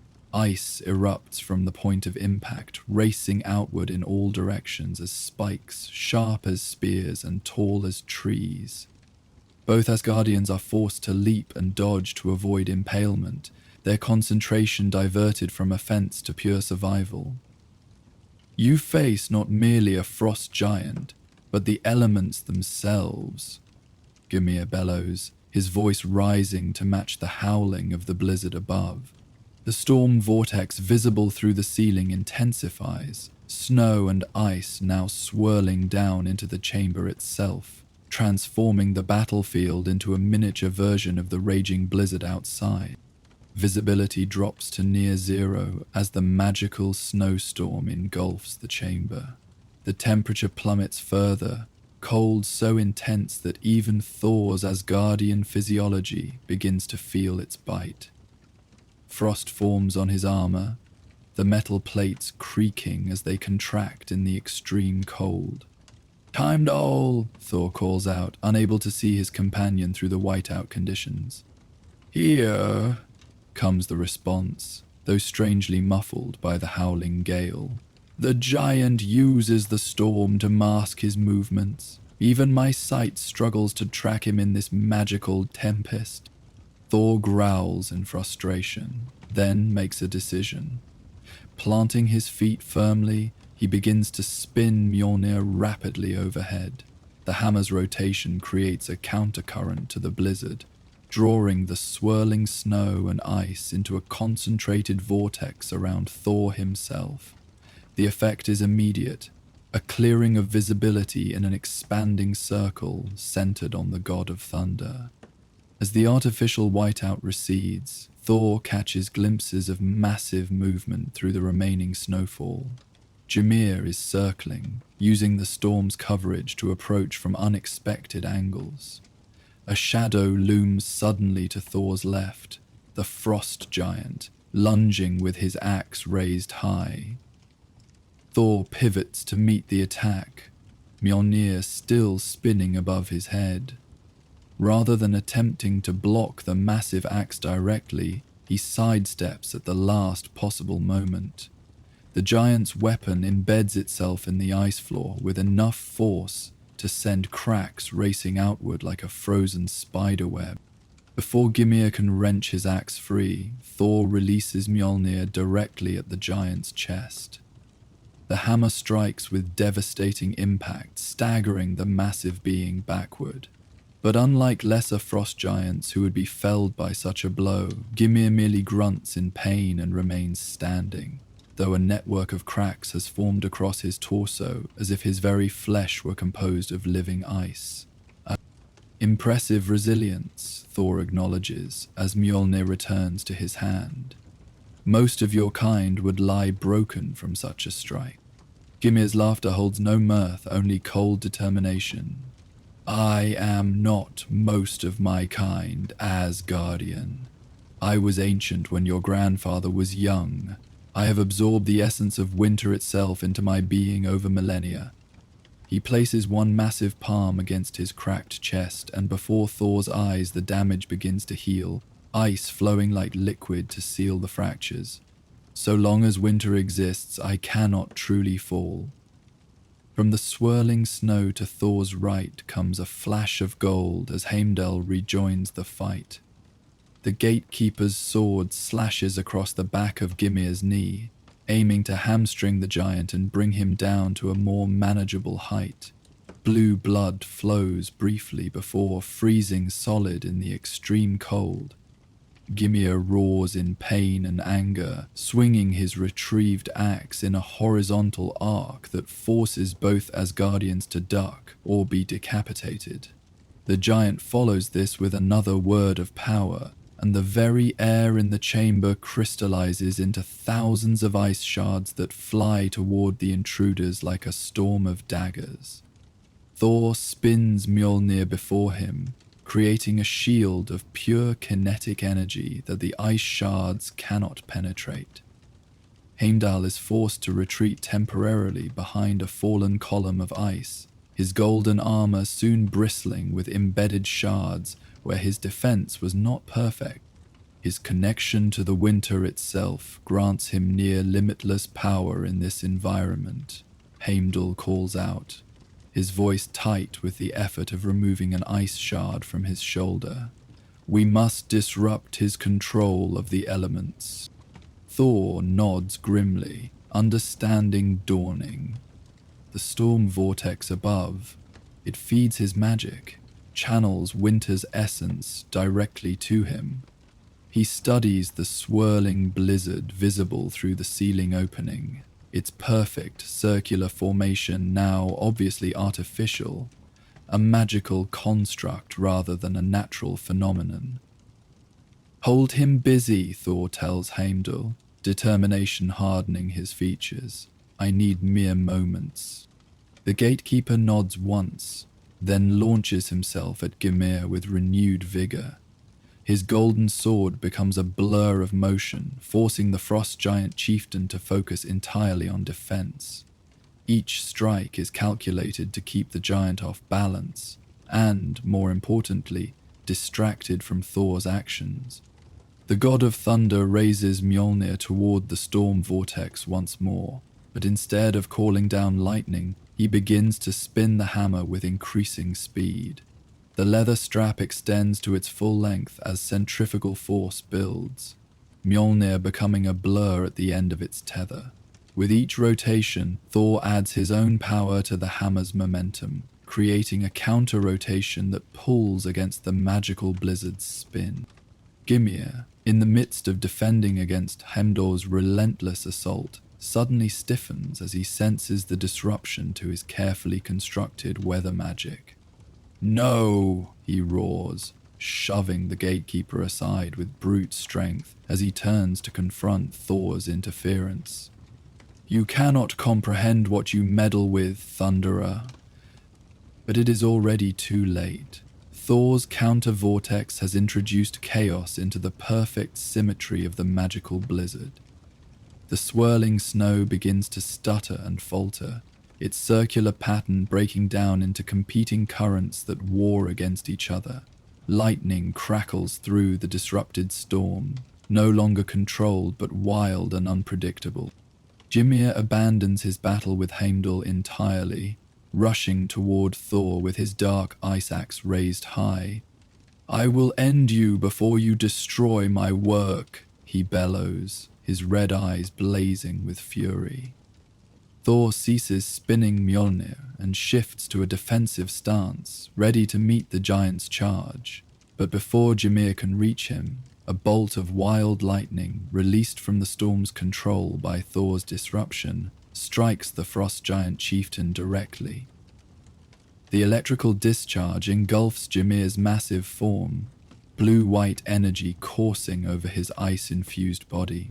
The giant's agonized roar shakes the entire chamber as the lightning finds every crack and flaw in his frozen flesh, exploiting vulnerabilities that even Mjolnir's direct strikes could not create. The dark ice axe falls from nerveless fingers as Ymir drops to his knees, his body literally steaming as the electrical energy battles the intense cold of his being. Thor does not hesitate to press his advantage. He charges forward, Mjolnir held high, and brings the hammer down upon Ymir's bowed head with all the strength he can muster. The impact resonates through the chamber like a thunderclap, driving the frost giant face first into the ice floor with enough force to crater the surface. For a moment, all is still, save for the increasingly erratic storm still visible through the ceiling opening. Then, slowly, Ymir begins to push himself up from the shattered ice, blue blood flowing from multiple wounds across his once pristine form. His regenerative abilities are clearly working to repair the damage, but the process is visibly slower than before. The wild lightning has disrupted his connection to the winter magic that fuels his extraordinary resilience. "It is over, Ymir," Thor states firmly, standing ready should the giant attempt to continue the fight. "Your storm magic unravels as we speak. Surrender now, and you may yet face Asgardian justice rather than Asgardian vengeance." The frost giant chieftain raises his head, his red eyes dimmer than before, but still burning with ancient hatred. "Justice? From Asgard?" He laughs bitterly, the sound like breaking ice. "Your father's idea of justice was to take our casket of ancient winters, stripping us of our greatest treasure and condemning our realm to slow decay." Heimdall steps forward, his golden sword still ready but no longer poised to strike. "The casket was taken because your kind used it to wage war on defenseless realms. Its power was too great to be wielded by those without wisdom to match their strength." "Pretty words to justify theft," Ymir snarls, struggling to regain his footing. Ice continues to flow across his wounded body, but the healing process is incomplete, leaving him visibly weakened. "But it matters not. Kill me if you must, Odinson. My death will change nothing. Winter returns to the 9 realms whether Asgard wills it or no." As if to emphasize his point, Ymir raises one massive hand toward the disrupted storm vortex above. With a guttural word of power that seems to draw the last reserves of his strength, he sends a pulse of cold energy upward into the chaotic blizzard. For a moment, the storm appears to stabilize, returning to its original perfect circular formation. Thor reacts instantly, hurling Mjolnir directly into the heart of the vortex. The hammer pierces the eye of the magical storm, carrying Thor's own power of wind and lightning into its very core. The result is spectacular and immediate. The carefully constructed magical pattern shatters completely, the contained blizzard exploding outward in all directions like a snowstorm turned inside out. The backlash of wild weather magic fills the chamber, snow and ice swirling in chaotic patterns as the competing forces of winter and storm battle for dominance. Gymir's anguished cry is nearly lost in the howling gale as his creation dissolves before his eyes, the magical connections he had so carefully established over decades breaking, one after another. Through this chaos strides Thor, Mjolnir returning to his hand as he approaches the kneeling frost giant. Snow and ice swirl around the god of thunder but seem unable to touch him, diverted by the aura of power that surrounds his form. Lightning dances across his armor and in his eyes, reflecting his mastery of the storm, even as winter's fury rages around them. "It is finished, Ymir," Thor states, his voice carrying despite the tumult. "Your storm magic is broken. The unnatural winter retreats from the realms you targeted. What remains is merely the echo of your failed ambition." Indeed, even as he speaks, the magical blizzard begins to dissipate, its energy spent without Gymir's will to direct and sustain it. Through the ceiling opening, glimpses of blue sky become visible for what might be the first time in years over this portion of Jotunheim. The frost giant chieftain stares upward at this unexpected sight, his expression a complex mixture of defeat and wonder. "You have unmade the work of centuries in moments," he murmurs, his voice hollow with exhaustion and loss. Perhaps Asgard's might is not yet as diminished as I had believed."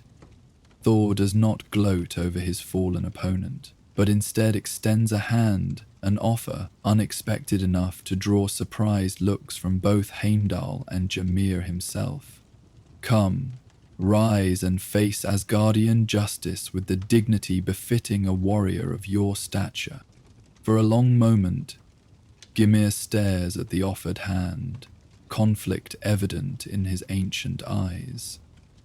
Then, with deliberate slowness, he reaches toward Thor, but not to accept the gesture of respect. Instead, his fingers close around a shard of dark ice lying nearby, remnants of his shattered axe.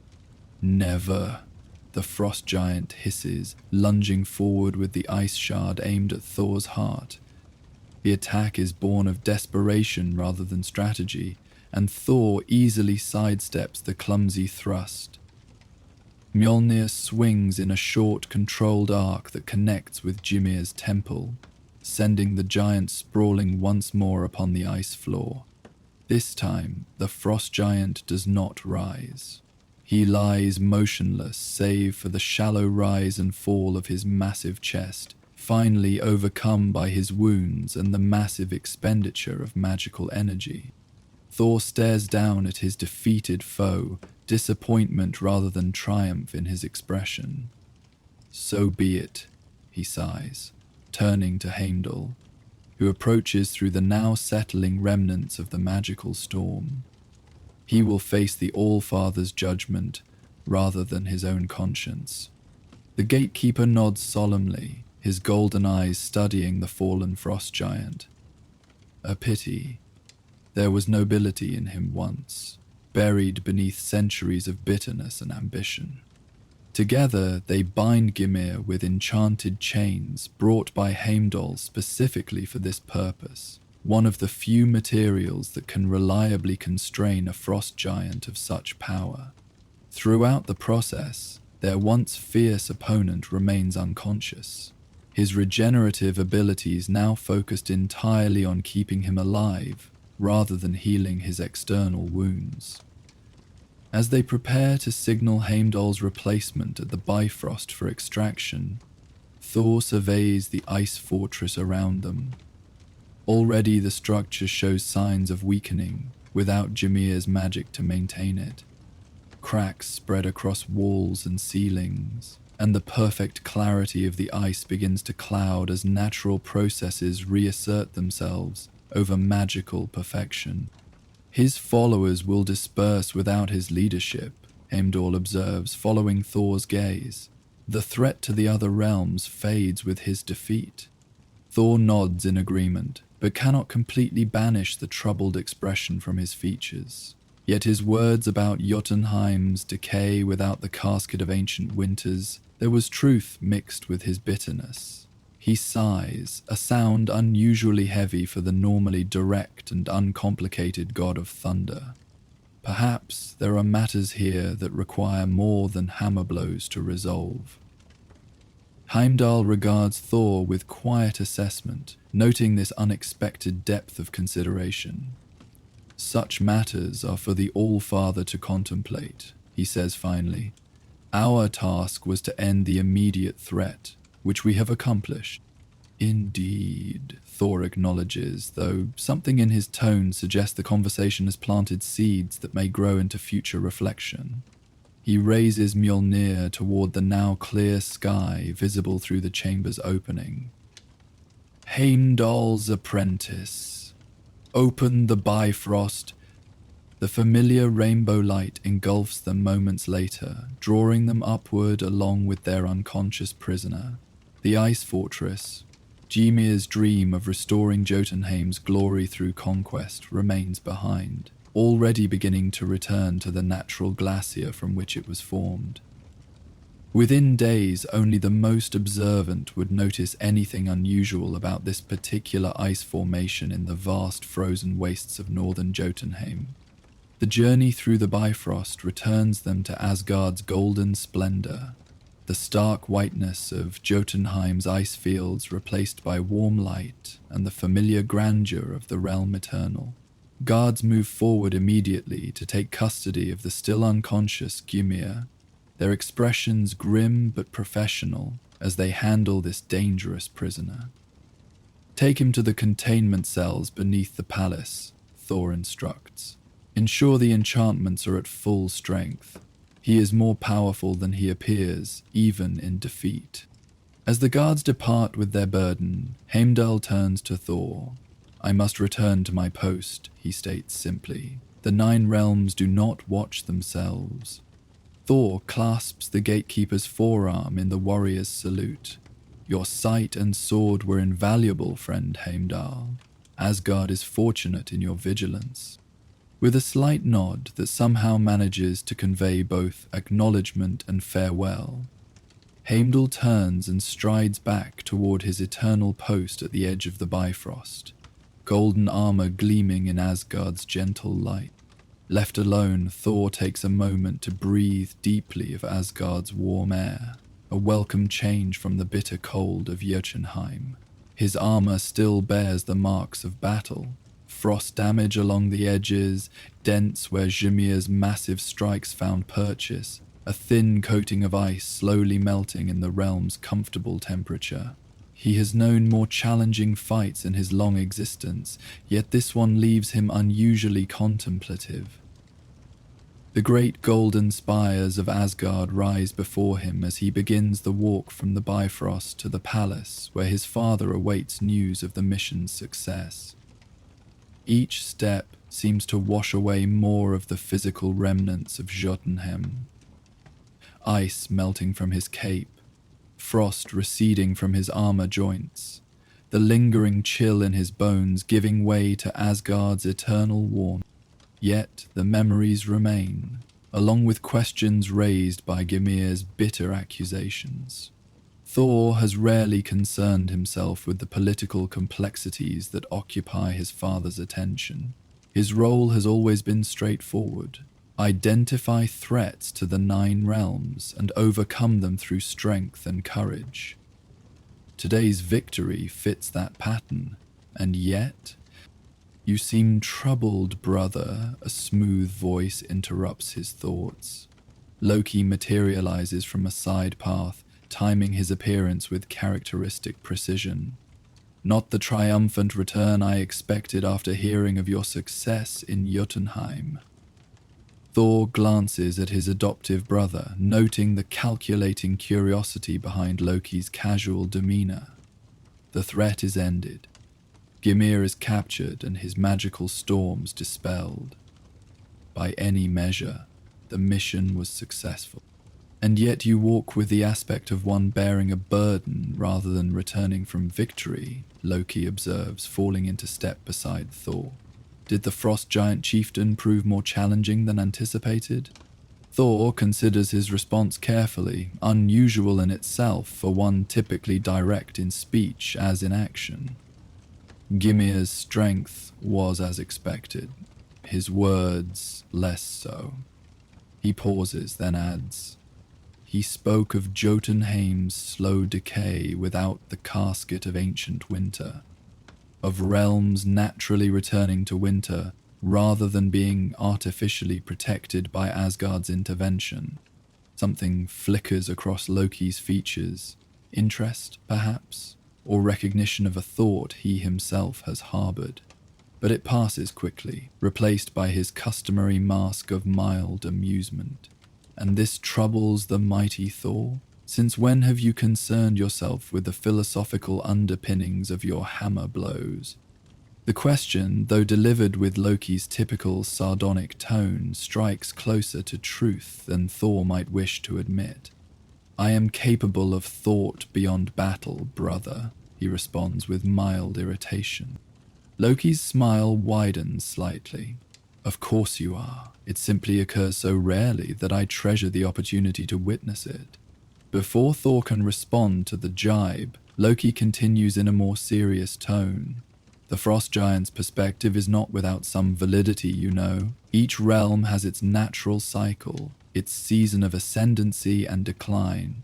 Asgard's role as protector sometimes disrupts these natural patterns." Thor frowns, never entirely comfortable when finding himself in agreement with Loki's more complex views of the universe. Perhaps, but Gymir sought to impose Jotunheim's winter upon realms unprepared for such change. The suffering would have been immense. Indeed, Loki concedes with a slight incline of his head. His methods were brutal and direct, not unlike your own, though aimed toward opposite ends. The comparison is delivered with such innocent casualness that Thor almost misses the barb within it.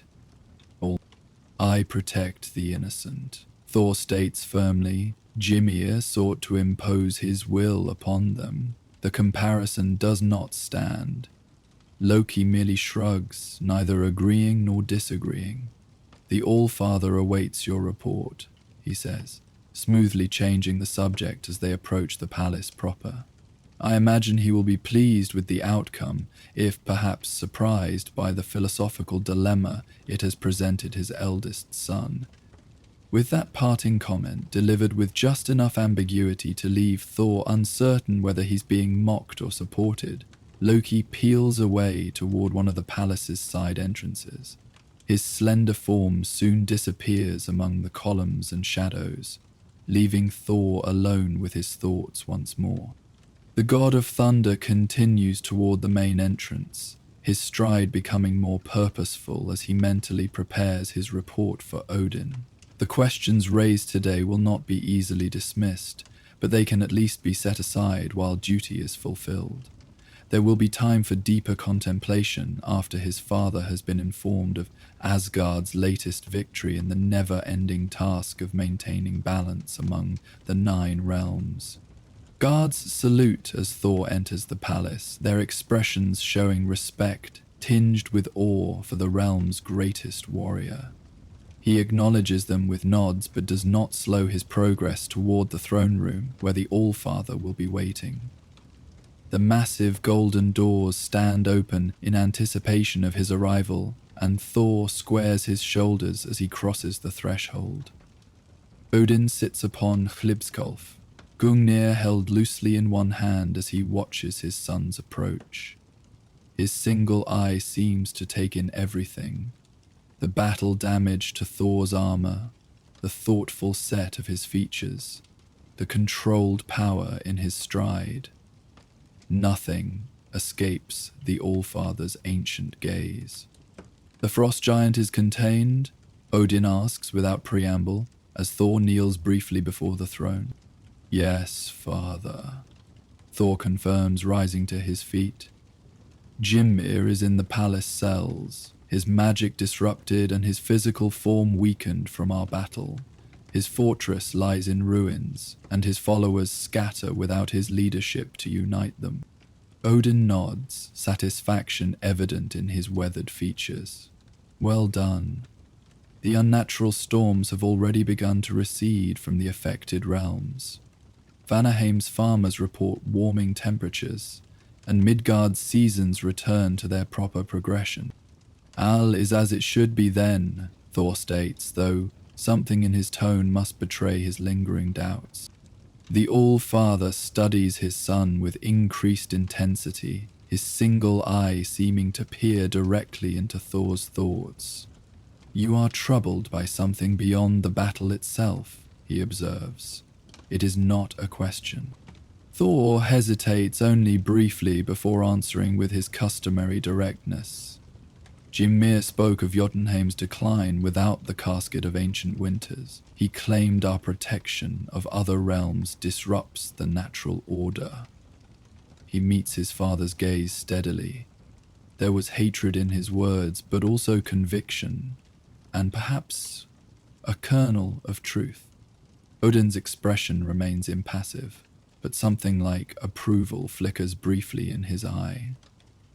"The frost giants have nursed their grievances since the war. Some complaints have merit, others are merely justifications for ambition and conquest." He leans forward slightly. "The ability to distinguish between them, to see beyond the surface of conflict to the currents beneath, this is wisdom worthy of one who would be king." Thor absorbs this rare praise with appropriate gravity. Then, Gymnir's words held some truth? Jotunheim suffers without its relic? "All actions have consequences, my son," Odin replies, neither confirming nor denying directly. "The casket was taken because it was misused, wielded as a weapon against those who could not defend themselves. Yet its absence has indeed affected Jotunheim in ways perhaps not fully anticipated." He sighs, a sound weighted with the responsibility of millennia. "Balance between realms is rarely perfect. We make the best decisions possible with the knowledge available, then live with their ripples across time." This philosophical response is not entirely satisfying to Thor's direct nature, but he recognizes the wisdom within it. Some questions have no simple answers, especially those involving the complex interrelationships between the 9 realms. "Rest now," Odin commands, sensing Thor's need for time to process these thoughts. "You have earned it. We will speak more of Jotunheim's future and Gymir's fate when you have recovered from your journey." Thor bows his head in acknowledgement, recognizing the dismissal. "Thank you, father." As he turns to leave the throne room, weariness finally begins to settle into his mighty frame.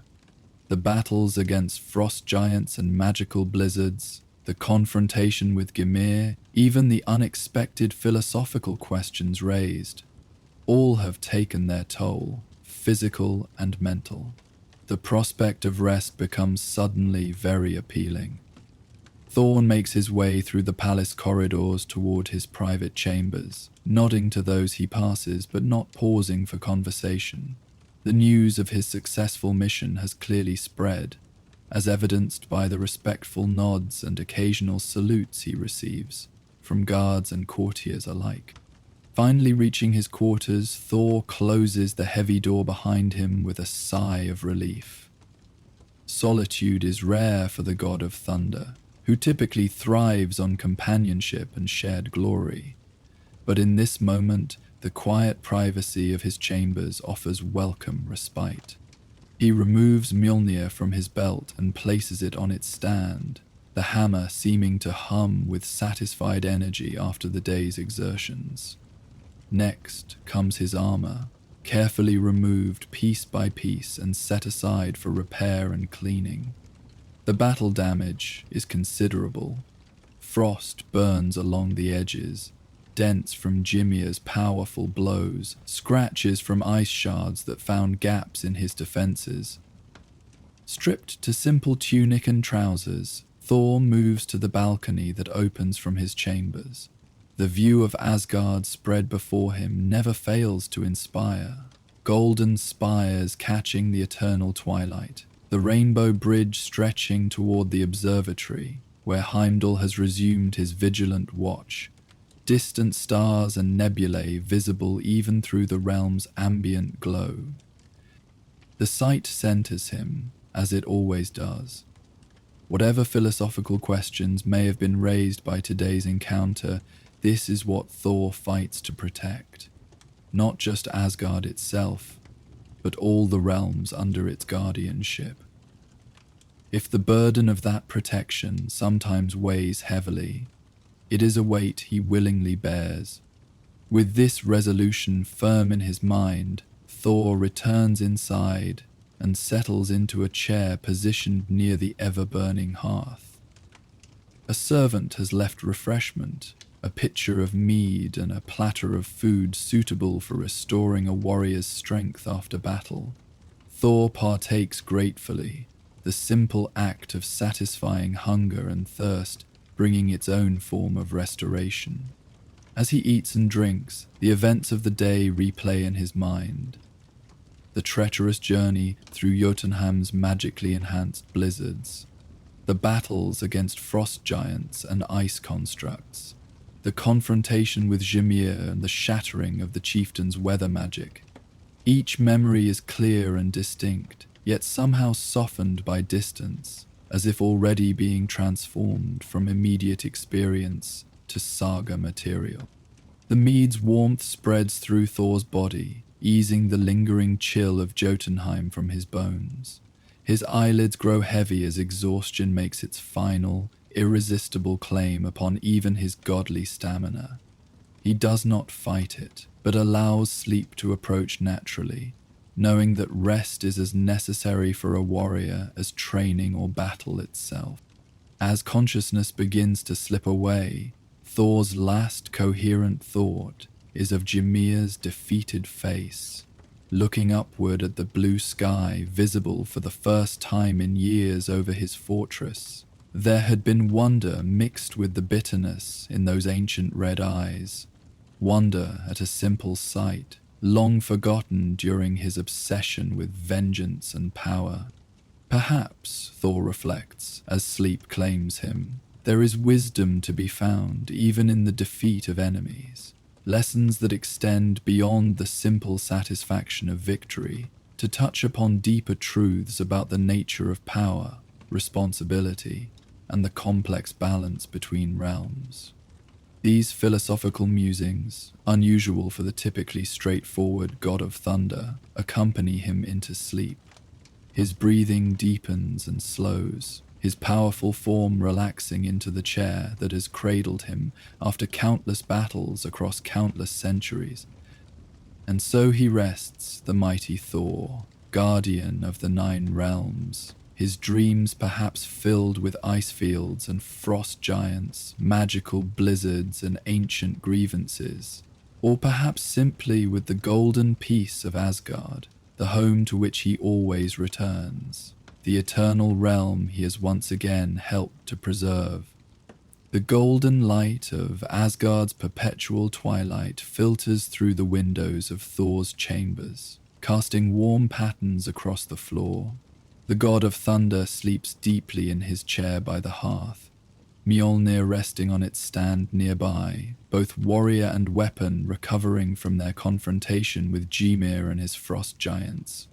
The hammer stirs first, a subtle vibration passing through its enchanted metal. The tremor intensifies until a faint hum fills the air, insistent enough to penetrate Thor's exhausted slumber. His eyes open gradually, consciousness returning with the practiced readiness of one accustomed to being awakened for urgent matters. "What troubles you, Mjolnir?" Thorn murmurs, reaching for the hammer that now quivers visibly on its stand.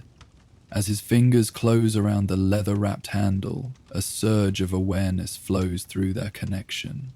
Impressions rather than words. Heat, flame, destruction, mortals in peril. Thor rises immediately, all traces of sleep banished by the hammer's warning.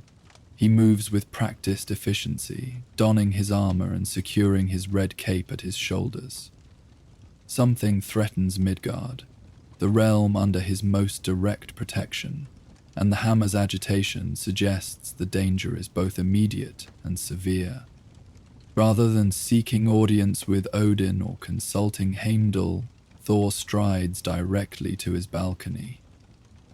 Mjolnir has never led him astray, and its urgency now demands immediate action. He raises the hammer skyward, summoning the power that allows him to travel between realms when need is great. Lightning answers his call, enveloping both god and weapon in crackling energy. With a sound like thunder concentrated to a single point, Thor vanishes from Asgard, drawn to the source of distress that awakened Mjolnir from its rest. Reality blurs and reforms around him as he materializes in Midgard's atmosphere, suspended momentarily high above the realm of mortals. From this vantage, the source of Mjolnir's agitation becomes immediately apparent. In the distance, a pillar of black smoke rises toward the sky, stark against the otherwise peaceful landscape of forests and farmland. Even from miles away, the unnatural character of the smoke is evident. Too dense, too dark, rising with deliberate purpose rather than following the natural patterns of a mundane fire. Thor adjusts his grip on Mjolnir, the hammer pulling him toward the disturbance like a lodestone seeking north. He allows this guidance, flying through the air with the hammer leading the way. The wind of his passage whips his red cape and golden hair as he accelerates toward the growing column of smoke. As he draws nearer, other signs of trouble become visible. Fields that should be lush with summer crops instead blaze with unnatural fire, the flames too bright and too persistent to be ordinary. Farmhouses stand abandoned or partially collapsed, their wooden structures unable to withstand whatever force has swept through the area. Most concerning, tiny figures, humans, flee in scattered groups, their movements frantic even when viewed from above. Thor descends rapidly, aiming for an area where several mortals have gathered on a small rise overlooking the worst of the destruction. His arrival creates a small shockwave as Mjolnir's magic dissipates against the ground, flattening the grass in a perfect circle around him. The group of humans, farmers by their dress, faces smudged with soot and etched with fear, recoil momentarily at his dramatic appearance. Then recognition dawns on the nearest man's face. "Thor!" he exclaims, his voice hoarse from smoke inhalation. "The gods have answered our prayers." Thor approaches the gathered mortals with careful steps, mindful that his imposing presence might further frighten those already traumatized. "What manner of threat faces your lands?" he asks, though Mjolnir's warnings and the devastation around them tell much of the story already. The apparent leader of the group, an older man with a singed beard and weathered hands, steps forward. "It came from nowhere, my lord. A giant creature of fire and stone, taller than the tallest trees." His voice trembles with the memory. Behind it walked a being like a man but enormous, with skin like cooling lava and eyes of flame. They burn everything in their path, crops, homes, forests, nothing is spared. Thor's expression darkens as he absorbs this information. "A fire giant from Muspelheim," he concludes grimly, "and a golem of his creation."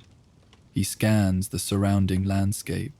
following the path of destruction that cuts across what were once prosperous farmlands. How long since they passed this way? Less than an hour, a woman replies, clutching a small child to her chest. They move toward the eastern villages. There are hundreds more people in their path who couldn't have been warned yet. Thor nods in understanding. Find shelter away from dry fields and wooden structures, he advises the gathered farmers. I will deal with these invaders. Without waiting for their response, he spins Mjolnir by its leather strap and launches himself skyward. From this elevated position, he can better track the path of devastation. It cuts a swath through the landscape like a terrible scar. Blackened earth where crops once grew, smouldering ruins where homes once stood, trees reduced to charred skeletons reaching toward the sky with bare branches. The trail leads eastward, as the woman said, toward a cluster of settlements visible in the distance. Between Thor's position and those vulnerable villages, a massive disturbance moves through a stretch of forest. Trees topple and burst into flame, wildlife flees in panic, and above it all rises a churning cloud of black smoke that seems to pulse with malevolent purpose. Thor adjusts his course, accelerating toward this epicenter of destruction. As he draws closer, the architect of this devastation comes into view, and the sight confirms his suspicions while exceeding his expectations for the scale of the threat.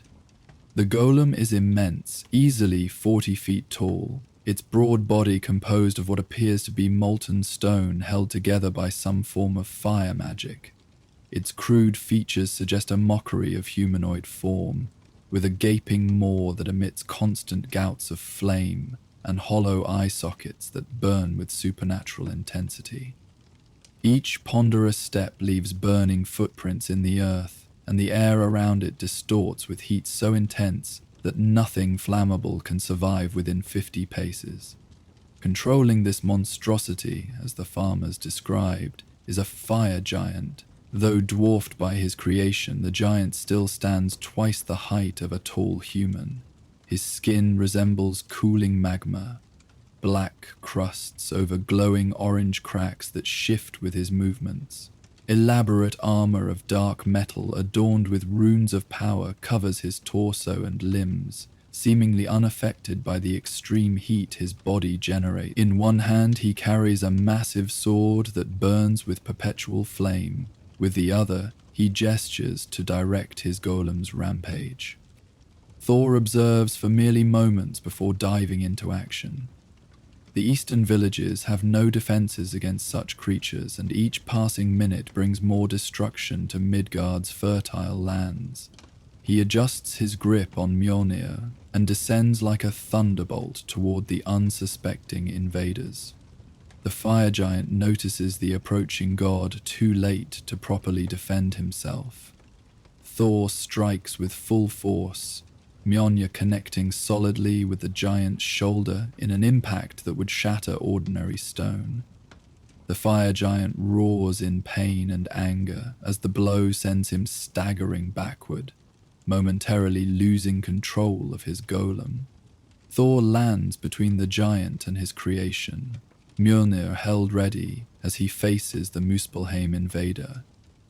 "Your rampage ends here," he declares, his voice carrying the authority of Asgard itself. "Return to your realm or face judgment from the god of thunder." The fire giant recovers his balance, his eyes, like twin forge fires, narrowing with recognition and hatred. "Thor Odinson," he growls, his voice a rumble like distant volcanic activity. "I am Surtur's bane, warrior of Muspelheim. Your interference is unwelcome, but not unexpected." "Your name means nothing," Thor responds evenly, "but your actions speak clearly. You attack innocent farmlands and threaten defenseless mortals. Such aggression cannot stand." Surtur's bane laughs, a sound like rocks grinding together.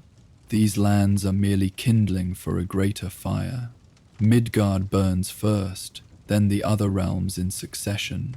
My lord Surtur rewards ambition, and I intend to earn his favor through conquest. As they speak, the momentarily directionless golem begins to move again, turning ponderously toward the nearest untouched forest.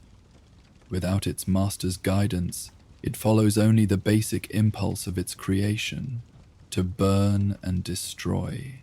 Thor notices this movement from the corner of his eye.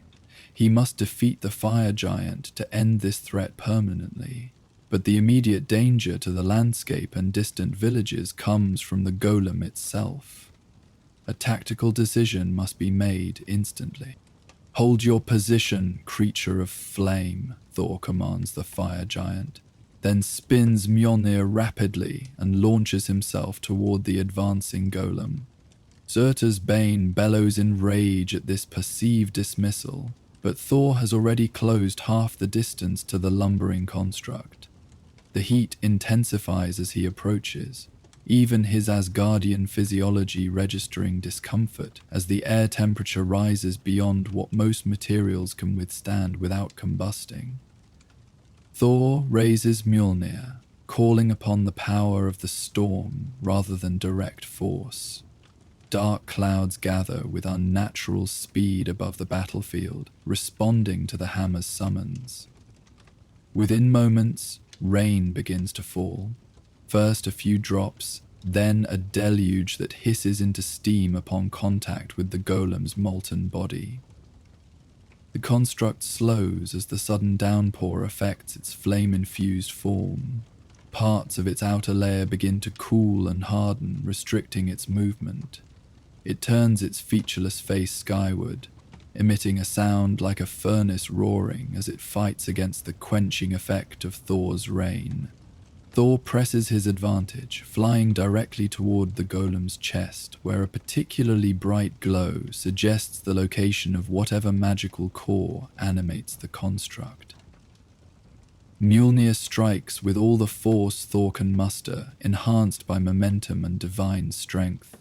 The impact creates a spiderweb of cracks across the golem's torso, revealing brighter orange-white heat within. But the construct does not fall. Instead, it swings one massive arm with surprising speed, catching Thor before he can maneuver away. The blow sends him flying sideways, crashing through several trees before he manages to halt his uncontrolled flight. Behind him, Thor hears the fire giant's approaching footsteps, heavy enough to vibrate the ground. He has seconds at most before fighting a battle on two fronts. A voice calls out from the direction of a small cottage partially hidden among the trees, one of the few structures not yet consumed by flame. "The heart! You must strike the heart twice in succession before it can reform." Thor turns briefly to identify the speaker, an elderly human with a long white beard clutching ancient-looking scrolls to his chest. A local wise man or druid, perhaps, with knowledge of magical construct. There is no time for questions or confirmation. Thor launches himself upward just as Surtur's Bane's flaming sword sweeps through the space he had occupied a heartbeat earlier. From above, he can see both threats: the fire giant advancing toward the old man's cottage, and the golem resuming its march toward the eastern villages. Decision made, Thor dives toward the golem once more. The rain continues to fall from the magically summoned clouds, creating a localized storm that barely contains the creature's heat, but does slow its progress. This time, Thor approaches with greater caution, wary of the construct's surprising speed. As he nears striking distance, Thor begins to spin Mjolnir rapidly, building power with each rotation. Lightning crackles along the hammer's surface, drawn from the storm clouds above. When the electrical charge reaches its peak, Thor releases it all in a massive bolt directed at the cracked area of the golem's chest. The lightning strikes with blinding intensity, exploiting the fractures created by his earlier blow. The golem shudders as electrical energy courses through its molten core, disrupting whatever magical binding holds it together. For a moment, it appears the construct might collapse entirely, then the cracks begin to seal themselves. The magical core adapting to this new attack. The heart must be struck twice before it can reform. The old man's advice echoes in Thor's mind. The lightning was the first strike, now he must deliver the second before the golem recovers. Thor dives directly toward the creature's chest, Mjolnir held before him like a battering ram. He pours all his strength and momentum into this single, focused blow, aiming for the exact center of the still-healing fracture pattern. The impact when hammer meets golem is catastrophic. Thor's strike breaks through the partially reformed outer layer and penetrates directly to the magical core within. There is a moment of resistance, like pushing against an impossibly dense liquid. Then something gives way, with an explosion of heat and light so intense that Thor is blasted backward despite his immense strength. The golem freezes in mid-stride, tremors running through its massive form. The glow within its chest pulses erratically, then begins to dim. Cracks spread outward from the impact point, no longer glowing with internal fire but darkening as the animating magic fails. The construct takes one more stumbling step, then collapses forward with an earth-shaking impact, its form already beginning to crumble into ordinary, if scorched, stone. Thor has no time to celebrate this victory. Even as the golem falls, an enraged roar reminds him of the second threat. Surtur's bane charges toward him, flaming sword raised high, his volcanic features contorted with fury at the destruction of his creation. "You will burn for that, Asgardian," the fire giant bellows, closing the distance with surprising speed for one of his size. Thor meets the charge head-on, Mjolnir colliding with the flaming sword in a shower of sparks and a thunderclap that flattens the surrounding vegetation. The fire giant's strength is prodigious, fueled by rage and the natural power of his kind. For a moment, they stand locked in contest, neither yielding ground. "Your ambition ends here," Thor growls through gritted teeth, pushing back against the enormous pressure. "Midgard stands under my protection." Surtur's bane sneers, the expression causing fresh cracks to open across his magma-like skin. "One realm among 9, defended by a single god? Your arrogance blinds you to your limitations, Odin's son." With unexpected skill, the fire giant disengages and spins, his sword sweeping horizontally at Thor's midsection. Thor leaps backward, the flaming blade missing him by inches. The heat alone is intense enough to scorch his armor where it passed closest. The fire giant presses his advantage, advancing with a series of powerful strikes. Each blow forces Thor further back. The defensive parries with Mjolnir, sending shockwaves through the surrounding area. Trees topple from the concussive force, and the ground beneath their feet begins to crack from the extreme temperature fluctuations between the giant's heat and Thor's storm magic. "You tire, Thunderer," Surtur's bane taunts, as one particularly powerful blow sends Thor skitting backward. "While I have barely begun to unleash my power." To demonstrate this claim, the fire giant plants his feet firmly and raises his free hand toward the sky. The clouds Thor summoned earlier begin to disperse as if burned away from beneath. The temperature rises dramatically, and the very air seems to waver and distort around the giant's form as he draws upon the deepest powers of Muspelheim. "I am not merely warrior, but mage among my kind," Surtur's bane declares, his voice deepening as power surges through him. The flames of the primordial fire itself answer my call. The earth around the fire giant begins to blacken and crack, revealing veins of molten material bubbling up from below. The phenomenon spreads outward in all directions, creating a rapidly expanding circle of devastation that threatens to engulf the remaining forest. And beyond it, the farmlands Thor has sworn to protect. Thor watches this display with growing concern. The fire giant speaks truth. His magical ability exceeds that of an ordinary warrior from Muspelheim. Left unchecked, this power could lay waste to miles of Midgard's countryside and claim countless mortal lives. Decision made, Thor raises Mjolnir toward the sky once more. If fire magic grows stronger by dispersing storm clouds, then the answer is to summon a storm too powerful to be banished. He closes his eyes momentarily, focusing his godly will through the hammer's enchanted metal, calling upon the deepest powers of thunder and lightning at his command. The response is immediate and overwhelming. The sky darkens as clouds form with unnatural speed, blotting out the sun entirely. These are not the rain clouds from earlier, but true storm clouds, black and heavy with electrical potential, swirling in a vast spiral pattern, centered directly above the battlefield. Thunder rumbles continuously, growing louder with each passing second, until it becomes a physical pressure beating against the eardrums. Surtur's Bane falters in his incantation, looking upward with the first flicker of uncertainty crossing his volcanic features. "What is this?" he demands, his voice nearly lost in the thunderous cacophony. Thor does not respond with words. His eyes, when he opens them, glow with the same electric blue as the lightning he commands.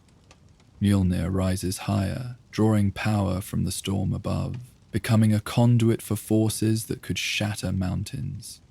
The first lightning bolt strikes with such intensity that it temporarily blinds anyone looking directly at it. It connects with Mjolnir, turning the hammer into a blazing beacon of electrical energy. Rather than immediately releasing this power, Thor holds it, drawing more with each passing heartbeat. A second bolt joins the first, then a third, until constant streams of lightning flow between storm and hammer, creating a sustained roar like the world itself tearing apart. Surtur's Bane recovers from his momentary uncertainty, rage replacing caution. "Your light show does not frighten me, Asgardian," he bellows, raising his flaming sword and charging directly toward Thor. "Die like the inferior realm dweller you are."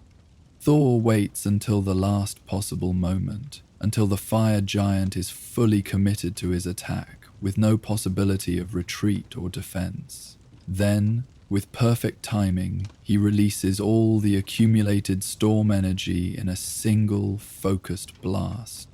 The lightning that erupts from Mjolnir is like nothing Midgard has witnessed before or since. It engulfs Surtur's Bane completely, counteracting fire with overwhelming electrical force. The giant's scream is lost in the thunderous explosion that follows, a sound so powerful it creates a momentary vacuum in its wake. When vision returns to those who witness this clash of elemental forces, the landscape is transformed. A perfect circle of scorched earth surrounds Thor, its edges smoking but no longer burning with magical fire. The storm clouds above begin to disperse naturally, their purpose fulfilled, and of Surtur's Bane little remains but a statue-like figure of solid, cooling stone, his fiery essence extinguished, his form forever frozen in that final moment of realization. Thor lowers Mjolnir, the hammer steaming slightly from the immense energies it has both channeled and contained. He approaches the petrified fire giant cautiously, alert for any sign that the transformation is incomplete or temporary. But the stone shows no glow from within, no hint of the fire that once animated it. The threat has truly ended. Movement near the edge of the battlefield draws Thor's attention. The elderly human with the scrolls approaches hesitantly, his eyes wide with awe at the display of godly power he has just witnessed. "Great Thor," the old man addresses him with a deep bow, "you have saved our lands and countless lives this day. How can we ever repay such a debt?" Thor studies the mortal with newfound respect. "Your knowledge of the golem's weakness was timely and accurate. Without it, more destruction might have occurred before I found the creature's vulnerability. The debt, if any exists, is mutual." The old man straightens slightly, a look of humble pride crossing his weathered features. "I am but a student of the old ways. These scrolls," he gestures to the ancient parchments still clutched protectively against his chest, "contain knowledge passed down since the time when gods walked more frequently among men. I had hoped never to need their wisdom regarding creatures of fire, yet I am grateful to have preserved it." "Knowledge preserved is wisdom ready when needed," Thor acknowledges, quoting an old Asgardian saying that seems appropriate to the moment. "Have you a name, keeper of ancient lore?" "I am called Alvis in these parts," the old man replies. "Once a traveler and scholar, now simply the village record keeper and healer." Thor nods in recognition of this introduction. "Then, Alvis of Midgard, I entrust to you the task of recording what occurred here today, that future generations might remember both the threat and its defeat." The old man straightens further, accepting this responsibility with clear seriousness. "It shall be done, mighty Thor. But," he hesitates, glancing at the devastation surrounding them, "what of our lands? Many farms are destroyed, crops burned, homes lost.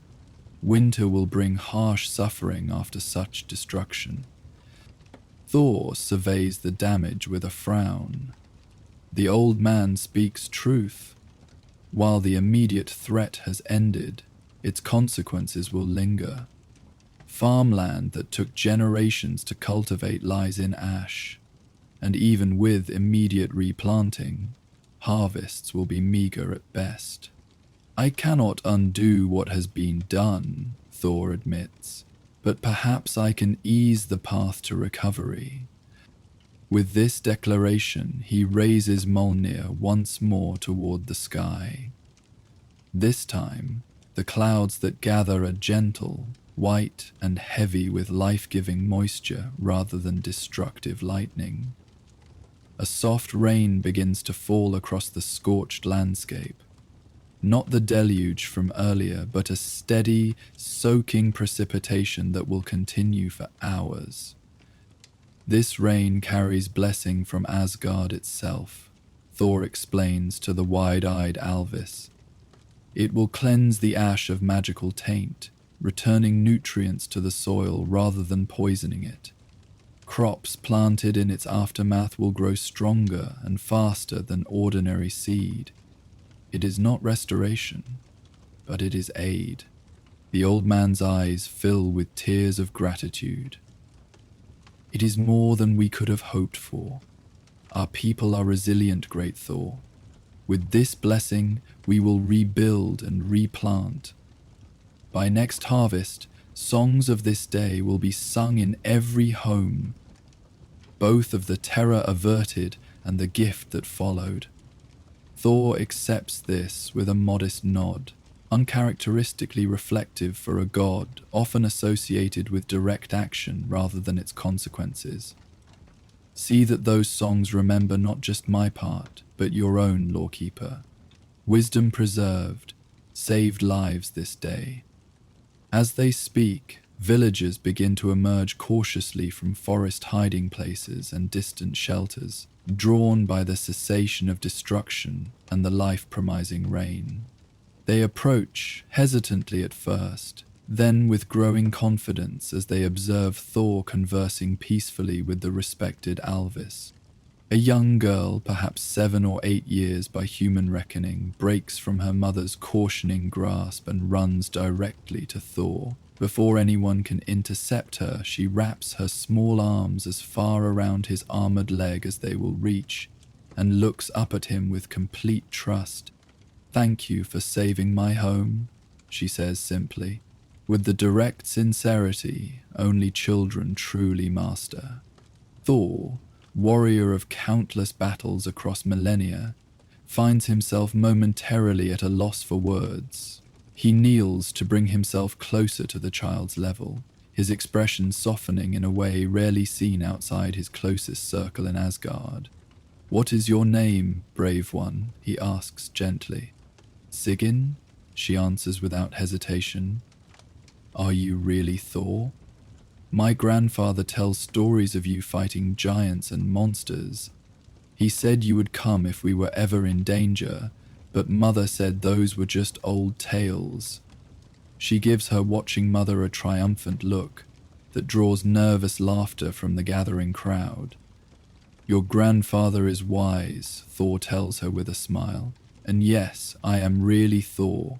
Whenever Midgard faces threats beyond its power to withstand, I will come. This I promise." The simplicity of this exchange, a god's oath to a child, resonates more deeply than any formal declaration could. The watching villagers react with murmurs of appreciation and renewed hope, already standing straighter despite their recent ordeal. Alvis steps forward once more, now speaking as representative of his people. "Will you stay among us for a time, great Thor? There will be celebration despite our losses, and none would be more welcomed at our tables." Thor considers this invitation, genuinely tempted by the simple hospitality offered, but his gaze drifts toward the petrified remains of Surtur's bane, a reminder that this incursion was no isolated incident, but potentially part of larger design. "I must return to Asgard," he decides reluctantly. The appearance of a fire giant on Midgard, especially one claiming to act in Surtur's name, requires investigation. "Your celebration would honor me, but my duty calls elsewhere." Understanding nods greet this explanation. These are farming folk who know well that necessary tasks cannot always wait for convenient timing. "Before I depart," Thor continues, addressing the gathered villagers, "know this, the blessed rain will continue until sunset. Plant what seeds you have saved as soon as the ground is workable. They will thrive beyond ordinary measure. And should you face future troubles that mortal strength cannot overcome, call my name with true need in your hearts. I may not always appear in person, but aid will come in some form." With these parting words, Thor takes a few steps away from the group, giving himself space for what comes next. He raises Mjolnir skyward one final time. Lightning answers immediately, a single precise bolt that envelops the god of thunder in crackling energy. And the light fades, Thor is gone, leaving behind only a circular pattern burned into the grass, a sign that will remain visible long after the surrounding vegetation recovers, a reminder of the day the god of thunder defended these lands against fire from another realm. The villagers stand in awed silence for several moments before Alvis speaks, his voice carrying the weight of historical significance. "Let it be remembered," he intones formally, clearly beginning the record Thor tasked him with creating, "that in the high summer of this year, when fire rained from clear skies and a giant walked with his burning creation, Thor Odinson, guardian of Midgard, came among us." Above, the blessed rain continues to fall gently upon scorched earth, carrying the promise of renewal. Thor materializes on the Bifrost, the rainbow bridge that connects Asgard to the other realms. Heimdall stands at his eternal post, golden eyes already fixed upon the Thunderer, as if he had been watching his arrival long before it occurred. which, knowing the gatekeeper's abilities, he likely had. "The fire giant is defeated," Thor states without preamble, knowing Heimdall has probably witnessed the entire confrontation. "Indeed," the gatekeeper acknowledges with a slight nod, though his claim of acting in Surtur's name is concerning. Thor's expression darkens at this confirmation of his own misgivings. Heimdall's golden gaze shifts temporarily, focusing on something far beyond ordinary sight. "I cannot say with certainty. Muspelheim stirs with unusual activity, but much is hidden from even my eyes by magic and the natural veils between realms." He returns his attention to Thor. "The All-Father would speak with you about this matter." Thor nods, having expected as much. Events across multiple realms, frost giants in Jotunheim, sea serpents in Midgard's oceans, and now fire giants attacking mortal lands, suggested patterns that could not be ignored. Something larger was unfolding, something that required Asgard's full attention. "Then I shall not keep him waiting," Thor decides, striding past Heimdall toward the golden city gleaming in the distance. The gatekeeper's voice halts him after a few steps. "Thor?" The rare use of his name without title or patronymic causes the Thunderer to turn back with raised eyebrows. Heimdall's expression remains impassive, as always, but something in his tone carries unusual weight. "You have performed your duties as protector with both strength and wisdom these past days. The 9 realms are fortunate in their guardian." Coming from the typically reserved Heimdall, this is high praise indeed. Thor acknowledges it with a respectful nod, before resuming his journey along the Rainbow Bridge, Mjolnir hanging comfortably at his side, still faintly warm from the energies it channeled in battle. The walk to Asgard's golden gates gives Thor time to reflect on the series of challenges he has faced in such quick succession.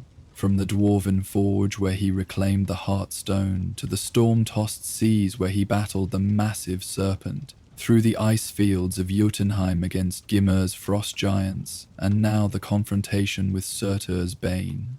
Each threat had been formidable in its own right, yet each had fallen before Mjolnir's might and Thor's determination. Yet victory brought questions rather than simple satisfaction. Were these events connected by more than coincidence?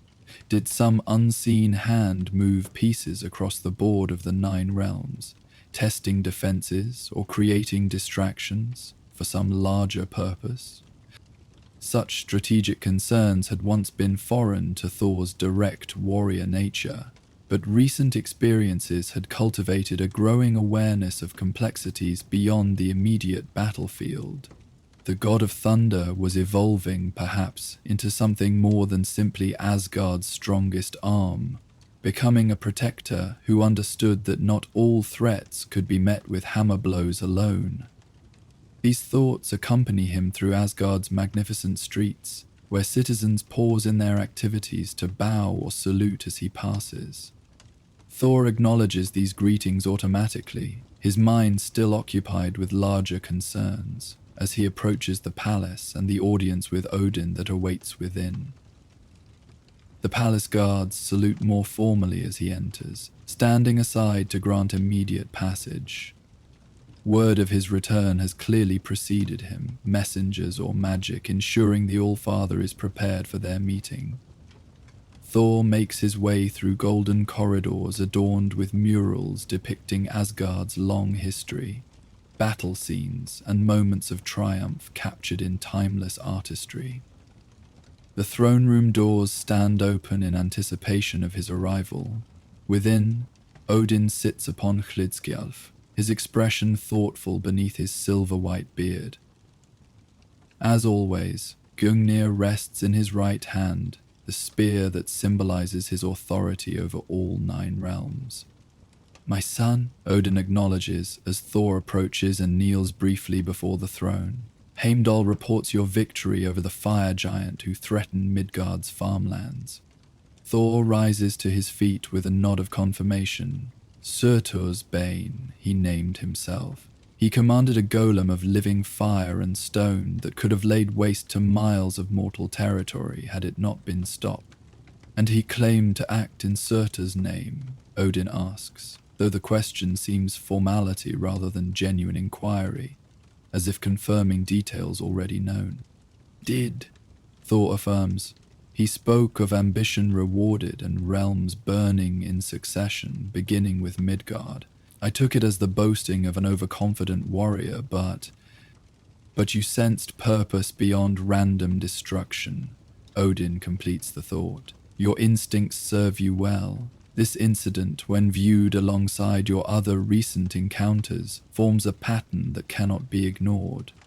The Allfather rises from his throne, descending the steps to stand before his son. Despite Thor's impressive stature, Odin's presence fills more space, his single eye gleaming with the wisdom and power accumulated over thousands of years. The barriers between realms grow thin in places where they should stand firm, Odin continues, echoing words spoken before Thor's journey to Jotunheim. Ancient powers stir from long slumber, testing boundaries, seeking vulnerabilities. The peace maintained by Asgard for millennia faces challenges from multiple directions simultaneously. You believe these events are coordinated, Thor states, making it neither question nor accusation, but simple observation.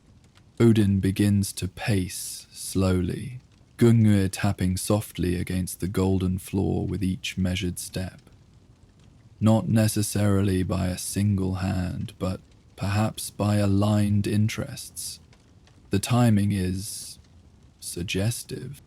Thor considers this assessment, combining it with his own observations and experiences. Ymir spoke of natural order reasserting itself, winter returning to realms grown soft under Asgard's protection, as he phrased it. Surtur's Bane mentioned ambition and realms burning in succession. He frowns, connecting threads that had seemed separate until this moment.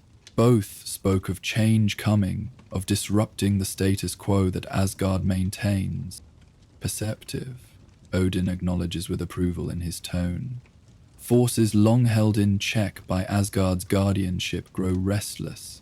They test our resolve, our attention, perhaps our resources, by requiring response in multiple realms within a short span. Thor's hand rests instinctively on Mjolnir's handle, drawing comfort from the hammer's solid presence. What would you have me do, father? Where next shall Mjolnir strike to maintain the peace of the 9 realms?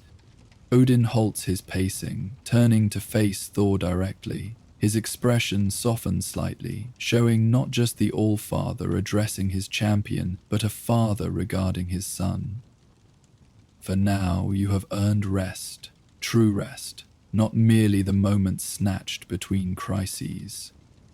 He places a hand on Thor's shoulder, a gesture both paternal and that of a king to his foremost defender. You have fought well across multiple realms, facing diverse threats with both strength and growing wisdom. Take time to recover your full power before the next challenge arises. Thor begins to protest that he needs no such recovery period, but stops himself as he recognizes the truth in Odin's assessment.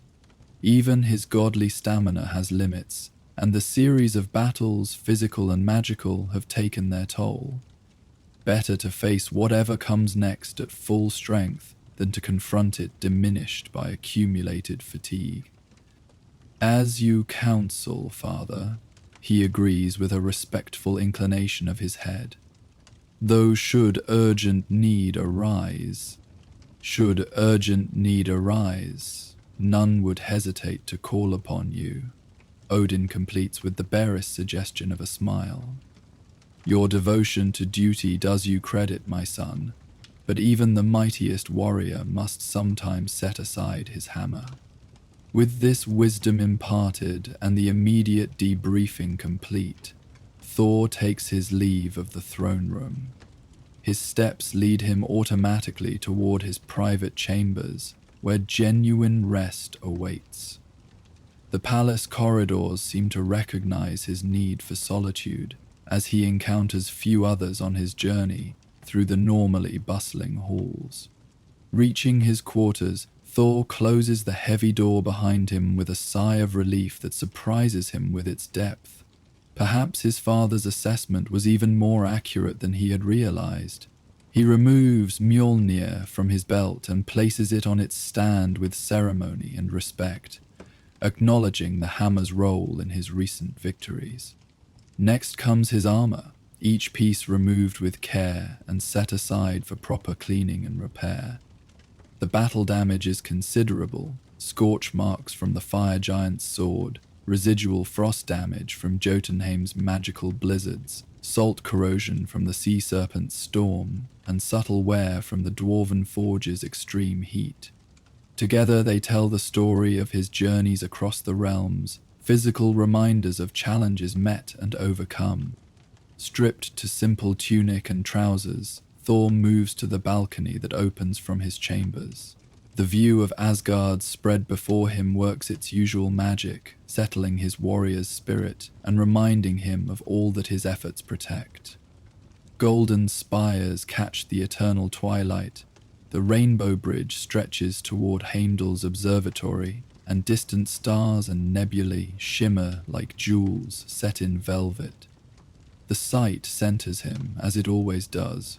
Whatever larger patterns may be forming across the 9 realms, whatever tests may come in days ahead, this moment holds its own perfect peace.